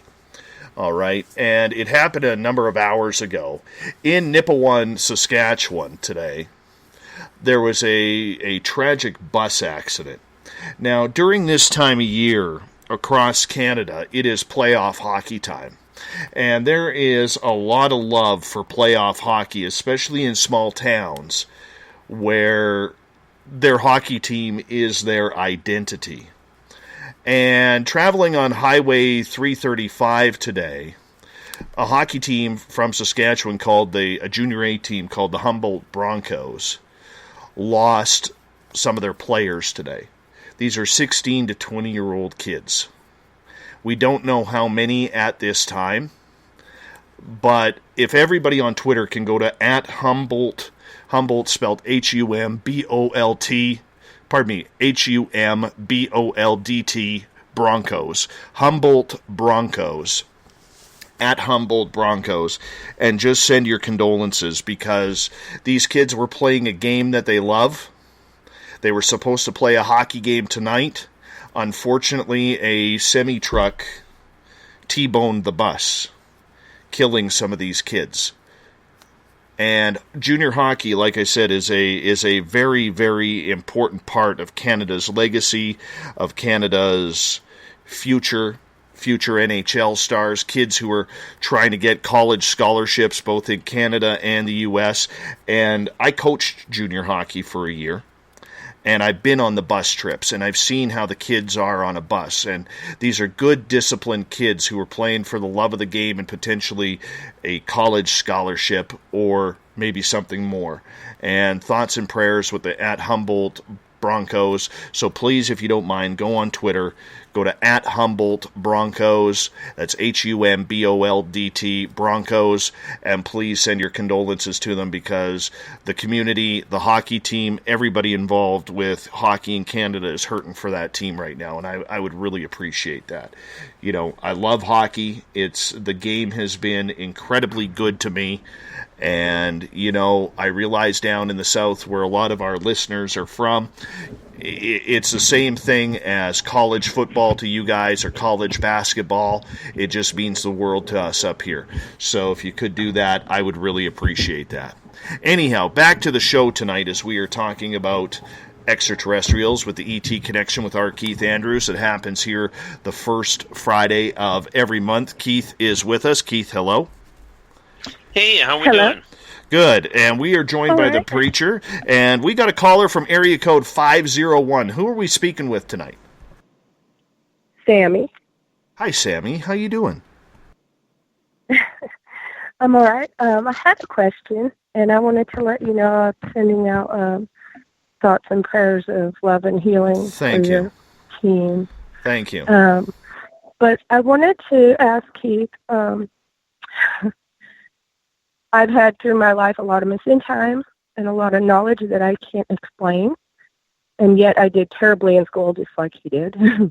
And I was just curious if he had what he might have to say about that as far as any possible contact. I know I've got family members that I've noticed have experiences they don't know about. Yeah, that's not surprising because it happens more often than you care to count, where, you know, the abductions and collections, if you will, take place through a bloodline. And it's because of the fact that they're tracking a lot of different things all at the same time. You know, and the fact that you already know in your heart what's been going on will inevitably make it easier to cope with. I'm ready for the truth. I'm ready to deal with it, but I don't understand the like totally wipe me out if it's even happening with me, because I'm ready to deal with my truth. I've had a knowledge of some of the deepest things since I could remember walking. And, you know, it's just, that part's getting on my nerves. Don't know. I don't know why, and I just am curious. Maybe it's just in my head that I'm thinking something has happened. I don't know. Well, looking at that aspect of it, is it just in my imagination? It's a wonderful thought, and it is comforting for the first little while, until you start looking at the odds of that many events all being just your imagination. The best way I had it put to me by a psychiatrist was, if you're asking if you're losing your mind, the answer is no. Because if you were losing your mind, you wouldn't know. Yeah. That said, what I've found with a lot of them is people that think they're ready, may well in their own heart feel they are, but there may be something in the subquantum level of your cranial makeup that makes them leery about leaving it out in the open completely. The other part is that your subconscious will bury a lot of the information, even if they leave it open, because depending on your background and your personal experiences on this planet, your mind may literally hide it from itself because it can't find it. That's what I was thinking was happening, possibly because I know that history is there, that I've seen that happening with just the type of life I've had as a child. But at the same time, like when you explain things or you make comments to people on an answer that someone generally without any degrees would never have any knowledge, let alone be able to say the words, I get everything you're saying when you say it.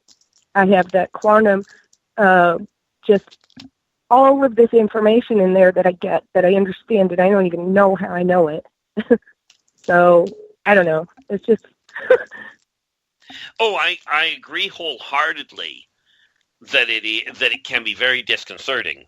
As I mentioned to our listeners before, it wasn't until just 2 years ago that I finally quit trying to convince my parents that I wasn't completely off my nut, because of the information I was picking up and I was able to relate.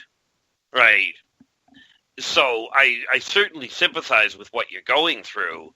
I can also tell you, if you take a journal, like I was mentioning to Preacher there, if you put a pad by your bed and you start writing down these thoughts that you're having and these insights that come to light, then when you look back over them as they come up, you'll start to see you're actually remembering more than what you think, But because it's coming in bits and pieces, you forget about it because of the activities of the rest of your life.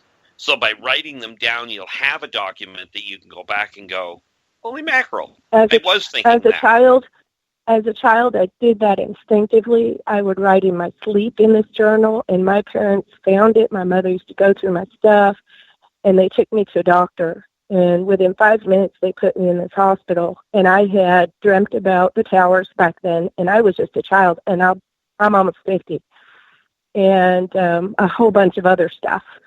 And as the decades have passed, all of this stuff came to be. Yeah. And that doctor took that from me, and ever since then, I've been like apprehensive about even attempting to go back there. Do you know what I mean? I understand entirely where you're coming from. So I'll put it to you this way. Take your apprehension for what it is. You come by it honestly. But use that stubborn streak of yours that is so well developed and deliberately put the information down, because what you're doing is you're reclaiming your own head, and you'll get the hidden memories back.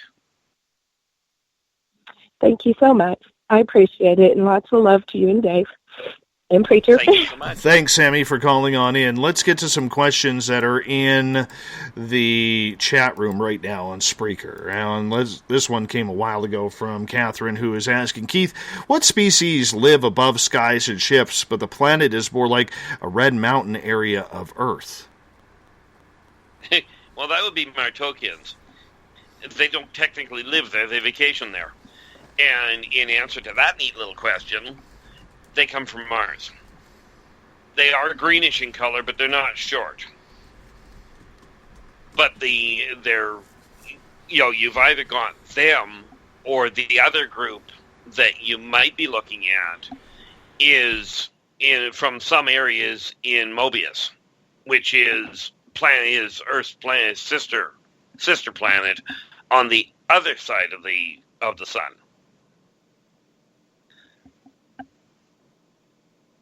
Okay, but that's where they're from. That's the two most likely that you're referring to. There are others that are, of similar configuration, but those are the two closest. Joe is asking on Periscope, do most abductions happen in good weather or bad weather, or does it even matter? It has no bearing. It happens on just about every weather system available. Heck, they'll pick people up in the middle of a tornado because they can compensate for it. And let's face it, people aren't paying much attention. They're a little more concerned about the wind volume or wind they speed. picked me up in broad daylight, so. Yeah. Yeah, they're not exactly shy on occasion. Not at all. Let's go through this. Keith, Dan wants to know if you know anything about these Zendras people are starting to study. They are some sort of spiritual portal that is created. A fog seems to come around, which opens up a gateway towards some other world or dimension where alien beings such as Antaral can come through and communicate with people on this side whom they have chosen to go into the Zendra. Okay, well, two things. The Zendra isn't so much a race as a group, as it were, like a classification, if you will. And what you're looking at is localized, orchestrated wormholes. And what you're seeing with the fog is literally the reaction of the atmosphere on the higher vibratory rate, and they are from this dimension. They're not another dimensional being. They're just from a different planet, or more to the point, a different location. And I don't mean different location on this planet. Sometimes they'll come in off of a planet. Sometimes they'll come in off of a ship. But you're talking about a physical portal that is being opened, and the fog, like I said, it's a reactive side of the atmosphere. Well, for lack of a better way of putting it, I believe it's because of the cooling of the interaction, of the atmospheric cooling that creates said fog. But again, they're simply trying. The reason they go after individuals is to get the message that they've got over to people that are more likely to do something with it than, shall we say, some of the better placed people from a Terran standpoint. Okay, that's the big Can issue. you control what goes or what beings come out of a Zendra? Can I control, or can anybody? Anybody. The people that are setting it up can. It's basically controlled from their end as far as what opens and who comes through. Okay. But as far as usually the people that come through that aren't coming in to kidnap, they're coming in, or abduct, they're coming in to talk.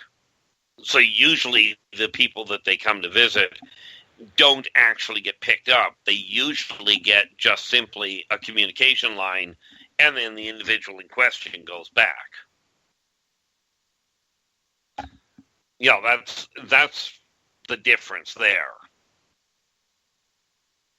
Have you ever taken part in one? Oh yeah. They're based. The neat part about it is that they're lower grade, they're a more focused version of the Psychomantium. Okay, Psychomantium is a whole different conversation, but I've used them because I think the best way to put it is it's kind of like like a literal holographic telephone, where they don't physically have to come through. They can if they set it up to do so, but it's more often than not a holographic interaction, I think, is the best way to put it. Hence the translation comes through a lot easier. How do you start one of these Zendras? What's the process of doing that? Well, we have to start with hyperdensification of the atmosphere. Then you go into a cross modulation on the triphasic side to bring the subquantum elements into configuration with the superquantum, and from there it gets complicated. By the way, we also have to generate one heck of a biofield in order to actually get the photoreactive I was going to say hydraulics, but no. It's a photoreactive hydrosphere that they use to transmit. And yes, I realize that probably sounded like Swahili. All right, let's move on to the questions. Shar is asking, Keith, why do governments fake abductions, and has that ever come out in hypnosis? Well, it's come out in hypnosis, and it's come out in public by many people. The reason they do it, quite frankly, is because if they're looking for somebody in particular, or if they're looking for, and of course, do understand something very critical here. This is my opinion. It doesn't necessarily refer to anything that Dave, SOR, Preacher, any of the affiliates. This is just my perspective on it. But governments have been using this technique for millennia to keep tabs on people while getting people to look the other direction at something else going on.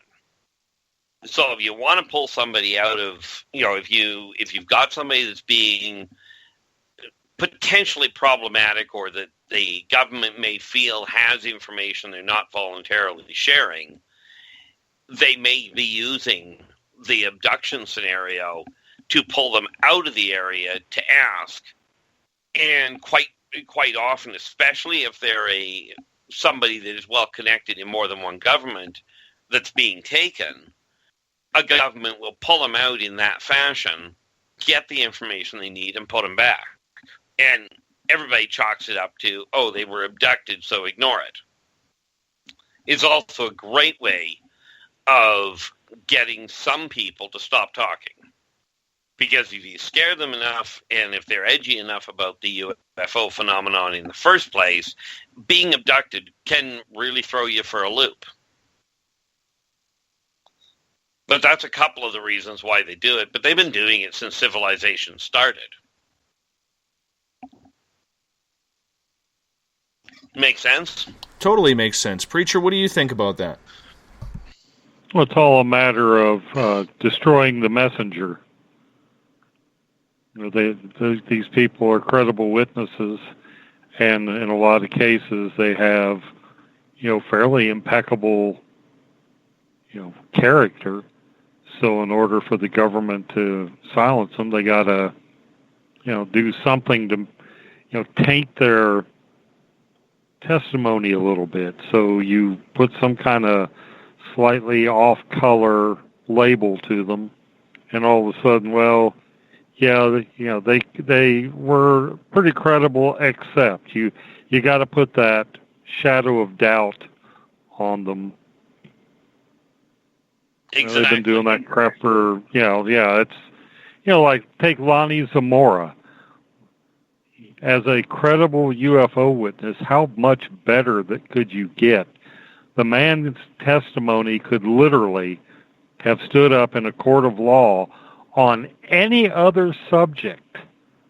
He could have been, you know, called to testify in a capital murder case, and his testimony would have been considered, you know, could have put somebody in the chair, or put him, and might have, for all we know. I don't know his record as a policeman, but I mean, this man's testimony would have held up in court as impeccable. But when it came to Lonnie Zamora saying he saw a craft land and there being, you know, occupants that got out, did some work, and then left, his word isn't good enough. You know, there's a dual standard when it comes to the UFO or any of the, you know, cryptids or anything that's just not, you know, vanilla ice cream, bread and butter, you know, white bread crap, as far as, you know, experiencing reality. Well, exactly. You know, and I mean, let's face it, it's in the government, the governments around the world think this is in their best interest. Oddly enough, it actually is counterproductive. No. Yeah. And, you know, the whole thing is, once this blows out, you know, once it becomes common knowledge that, yes, we've had this ET contact for decades, we've had access to this technology, you know, saw these, you know, basically ballistic missiles we send people into space haven't been necessary. You know, that's going to open up a floodgate for, you know, the survivors of the Challenger and the Columbia accidents. They're going to be irate knowing that their family members are gone, and there didn't need to be a reason. Well, in all fairness, you know, especially when we look at the Challenger, and don't get me wrong, I watched the thing. It was horrendous. I can only fathom what the families did. But with regards to that, yes, there were some mistakes made. But did mankind have to do the launch themselves and figure out that side of it? The answer is still yes, they did. Because if they didn't figure that out, much like nuclear power, they wouldn't be able to figure out the next steps, you know, and be able to function in the case of complications once they're out there. Oh, I agree, but I mean, that doesn't mean that the families aren't going to be upset. Oh no. I mean, there's a lot of people that are going to be torqued off that this had to happen. That, I don't know, it just seems like we could have got there better. What I'm saying is, if we could get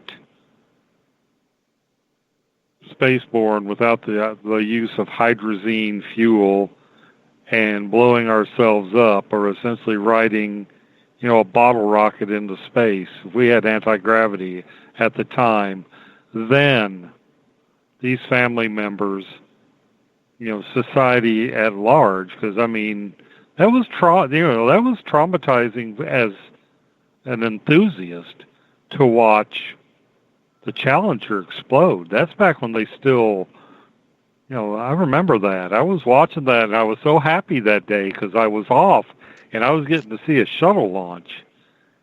And, oh, yeah, go from I remember just jazzed up to, oh, my God, did that just happen in a blink? Oh, yeah. Like, I only watched it on the television, but the shockwave that ran through it was just insane. But the issue of would it, did it have to go through it? The answer is it could have been done easier, but, it all boils down to something else I've been avoiding talking about for the last number of weeks, is if mankind would quit shooting at each other and work together to build the technology, they'd actually make much further headway. Well, we understand that, and the what-ifs on that, unfortunately, society is way too political, way too violent to even try and profess those types of what-ifs, guys. I'm not trying to be the Debbie Downer here in regards to it, but that's the reality of the situation. I'm going to get to another question here for you, Keith, in regards to a question from Catherine, who is asking, how many times, Keith, have you been offered to forget what has taken place to you? How many times have I been offered? How many times have the aliens asked to maybe remove those images from your head?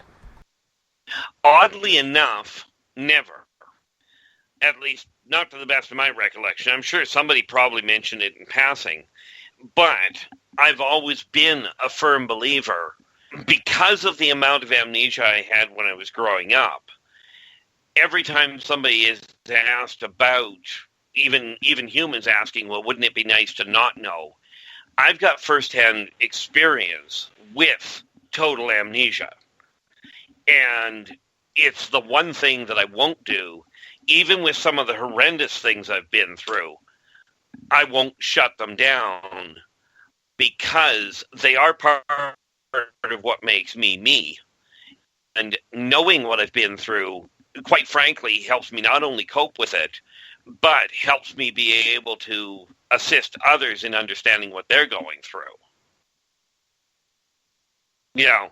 It's one of those things that, if I had the ability or if I had the opportunity of having my mind blanked, knowing what I know, I would turn them down flat anyway, because what most people don't realize is that even as an adult, the physical brain will rewire itself and pull that information back to the surface sooner or later anyway. And I've already gone through that kind of memory recovery, and trust me on this one, it is not fun. Because you get it back in bits and pieces. All right, let's get to Bob's question. Hi, Bob. Hope your health is doing well, my friend. Uncle Bob, the great voice of introduction around Spaced Out Radio, battling some health problems right now. Bob, we love you. We're thinking of you. And Bob's question to you, Keith, is, he says, I'm currently in the middle of watching a documentary about how a lot of these plagues throughout history could have been related to E.T. craft sightings. What is your opinion on this? Well, technically they could have been. Do I blame the ETs for them? No. But the moment you get an atmospheric disturbance, it can create all sorts of complications. But when you look at many of the plagues, you really have to understand that Mother Nature is really a far better orchestrator of taking care of the problems it's having than any and I mean literally non-planetary body can do. So much as there are similarities, there are ways you can see a correlation between them. and I certainly don't call it coincidence. But would I go so far as to say that there is a likelihood that they were caused by off-worlders? The answer is no. But there are some things that are certainly contributed to it. May have contributed to it.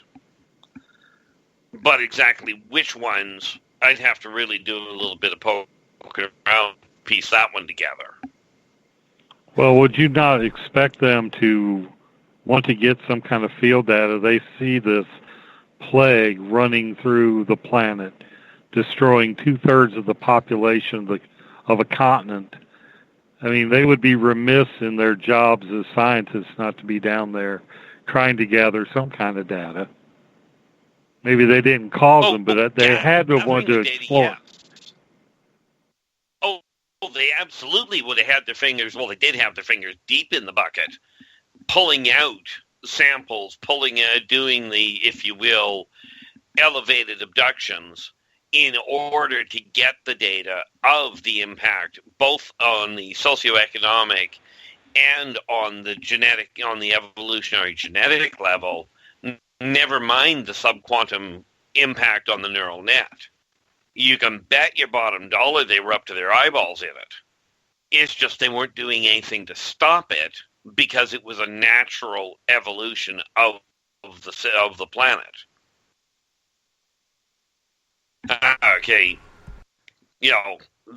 are some of the people involved in spotting the plagues when they were starting certainly had accelerated insight, whether it came from off-world or whether it came because they were born with the ability to see, is up to conjecture on a lot of different levels. But that's why the off-worlders wouldn't step in and stop it, is because it wasn't going to wipe out the planet. Yes, knocking out 2/3 of the population, little horrendous from mankind's standpoint, but not from a planetary standpoint. All right, let's get to another question here. This one coming from Tessa. Could aliens represent themselves as the devil or lower-level demons?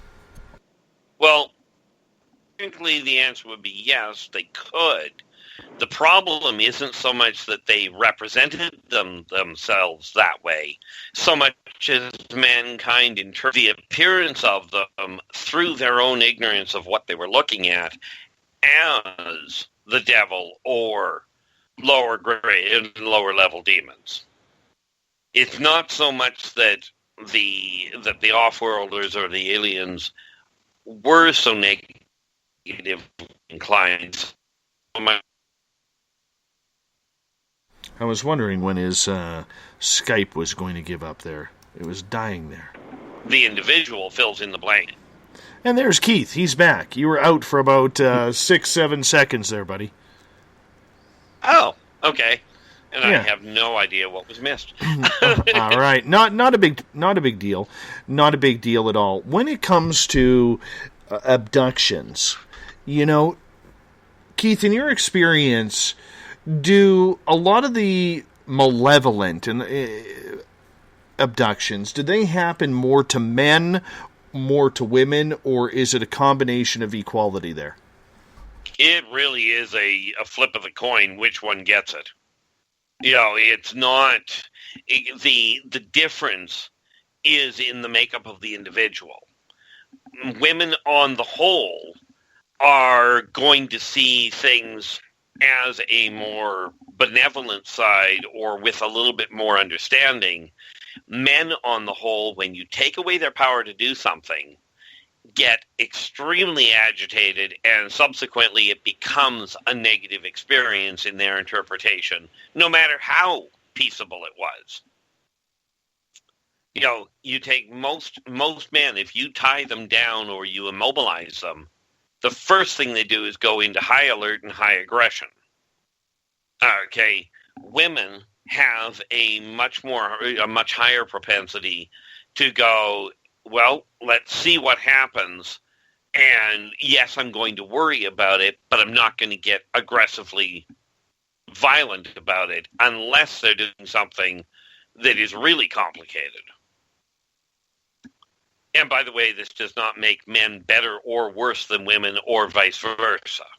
It's just a difference in the different genders' general reactions. But it's not more of one or the other in the way that you're inferring, or that you seem to be inferring. Well, you know what? I think it's going to be an interesting scenario to watch as you know, I think it starts to come out more. The more publicity that this whole UFO phenomena takes in the mainstream media, eventually it is going to come down, Preacher, and I'm sure you'll agree, to how many people are getting abducted. When is that happening? How is it happening? And of course, the all-important why. Yeah, exactly. The why. I just, you know, with my own, I guess we'll call it without, you know, giving it the benefit of the doubt, my own experience was apparently not bad.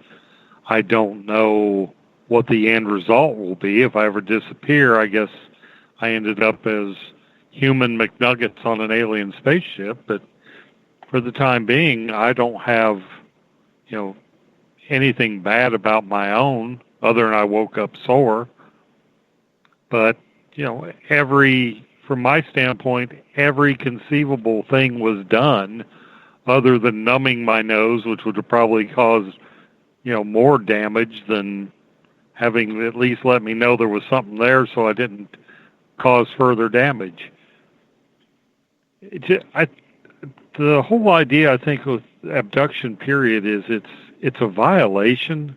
We humans don't live as a collective, and I think maybe some of these off-worlders who do live in collectives, where if you do one thing to one member of their, you know, species, you do it to all, and maybe that's part of the reason they don't see it as quite the same violation as we do.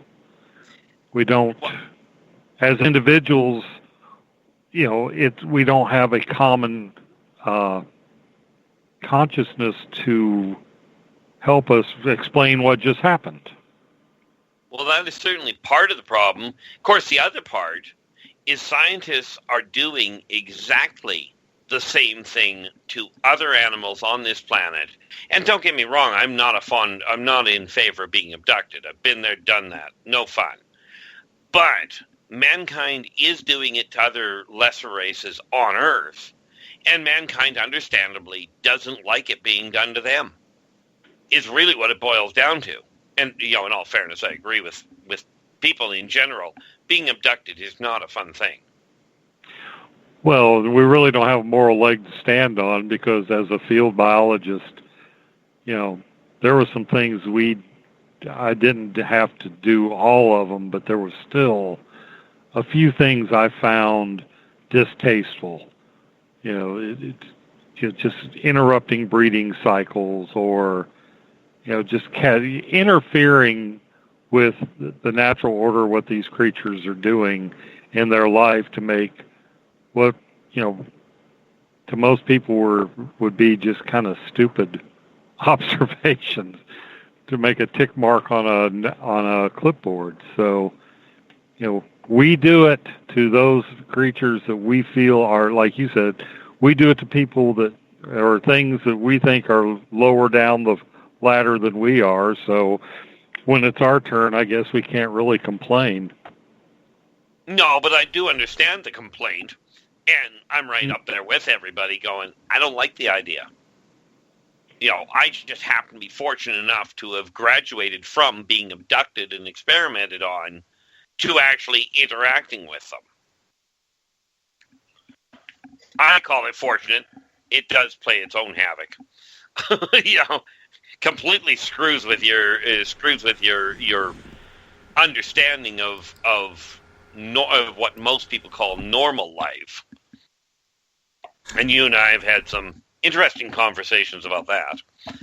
Guys, we only got time for a couple more questions here, and Kevin is asking, Keith, what are your thoughts on the Dulce underground base in New Mexico with aliens, humans being used for experiments, etc.? Well, in all fairness, number one, it's happening. Number two, in a sense, it's kind of fair considering humans are doing the same thing to aliens that they've managed to get. It's kind of a swap-off. And again, it really boils down to trying to figure out how each other are thinking and communicating, but using some pretty barbaric methods of doing it. It's sort of one of these things that falls into the category of very distasteful, but it's understandable how it's gone down that road. Because mankind is trying to figure things out. And, of course, because humans don't actually, and,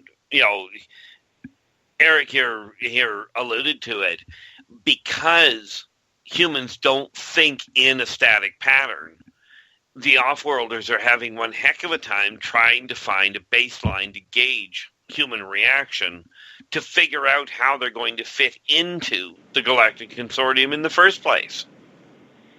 Yeah, we're such a wide range. You've got the extremely xenophobic that if you're not just like from their immediate tribe or immediately a family, they go berserk to the people that wouldn't care if you were purple, had pseudopodia, and, ate garbage. There's just such a spectrum, a wide spectrum of how we deal with things. So they're trying, heck, Eric, you keep trying to find a balance point for it. I do, in my way, look for a balance point between how people are going to react. And I'll tell you, the algorithm is insane. It's such a twisted outlook. And there's too many variables. Yeah. There's just, there's me. I don't feel like I'm xenophobic at all. Well, you deal with me well enough, so. Well, I've got, but all joking aside,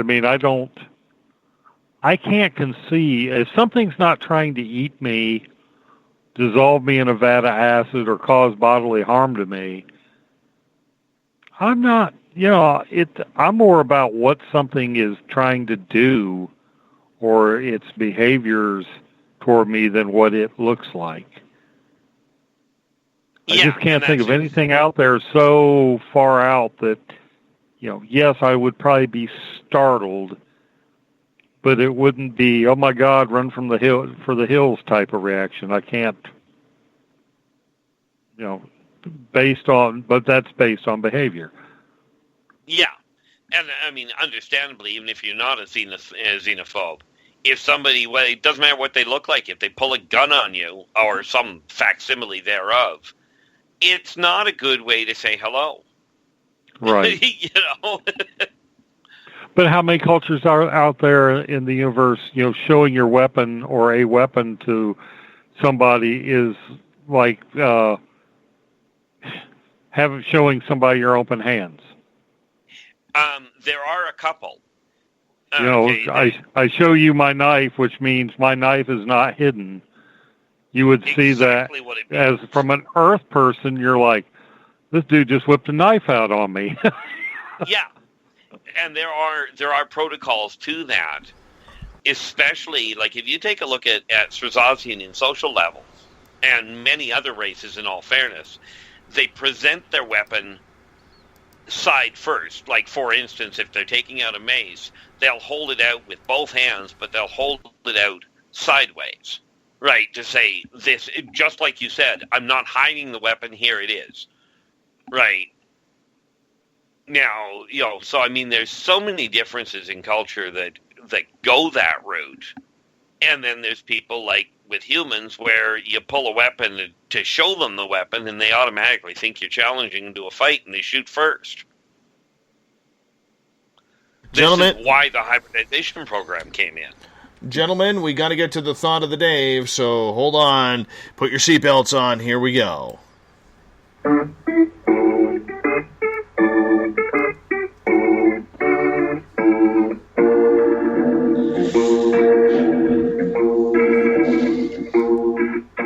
Thought of the Dave happens every night at this time, where during the day I ask a question on my Facebook page, travels over to Twitter, and we give your answers to what the Thought of the Dave is. So today's Thought of the Dave is, if you're an ET abductee, what have you learned from your contact experience? So we're going to read some of the responses that we got. You guys ready? Sure. Excellent. Yes. Let's start off with Eric. He says, nonlinear science has never been touched after Einstein's spooky action at a distance discovery. Quantum entanglement should be vigorously studied to understand this part of evolution in the mind. What do you think, Preacher? Oh, absolutely. I mean, it was something that didn't fit into Albert Einstein's mechanics, and that's why he called it spooky action at a distance. He didn't like it. I think Niels Bohr, I think some of the other physicists were more willing to accept it, like Niels Bohr and Schrödinger, and to them it opened up more possibilities. To Albert Einstein, it was unorthodox. It didn't have a mathematics to it, and I think that bothered him. Keith, your thoughts? Well, I absolutely agree. The funny part about it was the reason it didn't add up is because, well, simply put, he was using the wrong mathematics. But should it be looked into and studied and the whole 9 yards? Without a shadow of a doubt, the answer is yes. Because that is where it's by studying that which we don't understand that people get ahead. They move into a different view. You know, if people, the moment people stop asking questions, the civilization dies. Let's move on here. Catherine says, "Run to the hills, run for your lives." She's quoting Iron Maiden there. You can never go wrong with quoting Iron Maiden, I will tell you that, Catherine. Thank you. Serena jumps in saying, "I learned how to stop the negative contact and increase the positive." JR says, "I learned the truth is, unless you let it go, unless you forgive yourself, unless you forgive the situation, unless you realize that the situation is over, you cannot move forward. I've also learned now that while those who speak about one's miseries usually hurt, those who keep silent hurt more." How true is that, Keith? Way more true than you might think. And this is why it's so important that, you know, people reach out to people that are open-minded, like yourself, you know, like Preacher, and talk about it, because just hearing yourself speak about it relieves a lot of that pressure if you're talking to somebody that's not going to tell you you're nuts. You know, but it is extremely necessary to bring it out in the open. Earlier on, as we started this hour, it was I made an announcement just about the Humboldt Broncos hockey team that had a tragic accident in Nipawin, Saskatchewan, earlier today, and the RCMP in Nipawin have actually now confirmed that 14 people from the bus have died. There are 14 injured as well, 3 critically in hospital right now. So thoughts and prayers, if you have the opportunity on social media to wish the Humboldt Broncos a thought and a prayer, we would appreciate that. Hockey is a very, very loving community in Canada and around the world, and we would appreciate if you did that. I hate to be the bearer of bad news. God, I hate that, but hockey is just so damn important to me. It really is. It's been a good game to me. So let's move on here. Donna says, "They are very evolved mentally and, dare I say, spiritually." Kim jumps in and says, "They don't appear to be taking anyone actually to keep them, much to my dismay. They have teaching abilities." Huh. I guess Kimberly just doesn't want to stay on old planet Earth anymore. Scott says... She had somebody brought back. Yeah, Scott says, How to fold space with certain equipment, materials used for the equipment in what order and layer of depth, the math needed. I was also shown that we are immortal spiritual beings, and I know that what is coming. That sounds a little far out there, but do you believe that, Keith? That we are immortal beings? Souls. Essentially correct. For lack of a better way of putting it, I mean, immortal is a little overstated. But the soul lives a lot longer than the human body. Basically, the human body boils down to a vehicle that you're using for a time. And when it wears out, you go and get another one. Mm-hmm. Some of the esoteric stuff I've been reading suggests that there is that spark of the divine, which is the spirit, and the soul is more or less the clothing that the spirit wears as it evolves. That the soul isn't really a permanent structure, but we do pick up, the spirit part picks up pieces from the soul that it finds useful and helps it evolve. But when it's done, the soul is kind of this discarded garment. Mm-hmm. And ultimately, you're correct, although the spirit isn't the smallest part, but they basically have the right idea. Mm-hmm. All right, let's move on here, guys, because we've got a few more before we wrap this up in a couple of minutes here. Art says, they are keeping the fetuses they make from us as cattle embryos to go. Sounds a little confusing there. Bobby jumps in. I've learned heaps how powerful I am when a negative encounter happened and how I'm still in my mind can alter my reality and so much more. Dale, you need a hyphen in between the dot and the lay. That there's so little humanity really knows, so much more that we need to learn. And Keith, you've talked numerous times about that. Absolutely. I certainly am not going to argue that point. It'd be kind of arguing on the same side. Mm-hmm. It's one of those things where the more we know, if you keep in mind, the more you know, the less you know. And that you know just enough to know you don't know enough, you'll keep learning. Hence why Eric's in the mess he's in, looking at science going, wait a minute, it doesn't explain everything that I'm now seeing. Yeah. There's not enough answers. I'll always have questions. But what if? Yep. But isn't it a wonderful experience when you go, yes, what if, and then you find the answer? All right, I got to cut it there, guys, because I want to get in a couple more before we have to say goodnight to both of you. Kevin says, they gave me an upgrade, put something in my ears that has cleared out a lot of the bad goo. My consciousness is enhanced. I've also learned that my buddy Radar has a wicked sense of humor. The experience was so enlightening, my feelings for them has only intensified. I would say that is a good experience. Debbie from Verdun, British Columbia, well, I guess she just hasn't had a good time. She says, they will hunt you down if you remove anything they may insert in your body. They will go after children before puberty. They will show up when telepathically asked, and the grays are bad news, usually come in threes. They can control the environment so others can't see them and do communicate telepathically. Very controlling to say the least, but very much advanced. Puts an eerie end to this topic tonight. Preacher, thanks for hopping in, man. Hey, thanks for having me come on. No problem. Our Keith Andrews, we will talk to you next on Friday, May 4th. Good to have you back on the show for the ET Connection, my friend. Well, thank you very much, and thanks for joining us there, Eric. It was a lot of fun. You guys hold on. Always a pleasure.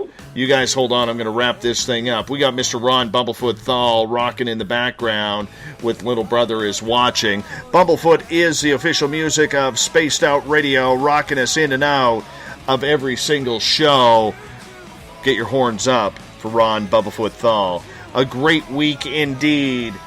Tomorrow night on the program, Joe Roop is in for Spaced Out Saturdays. Sundays, we're going to run a network replay.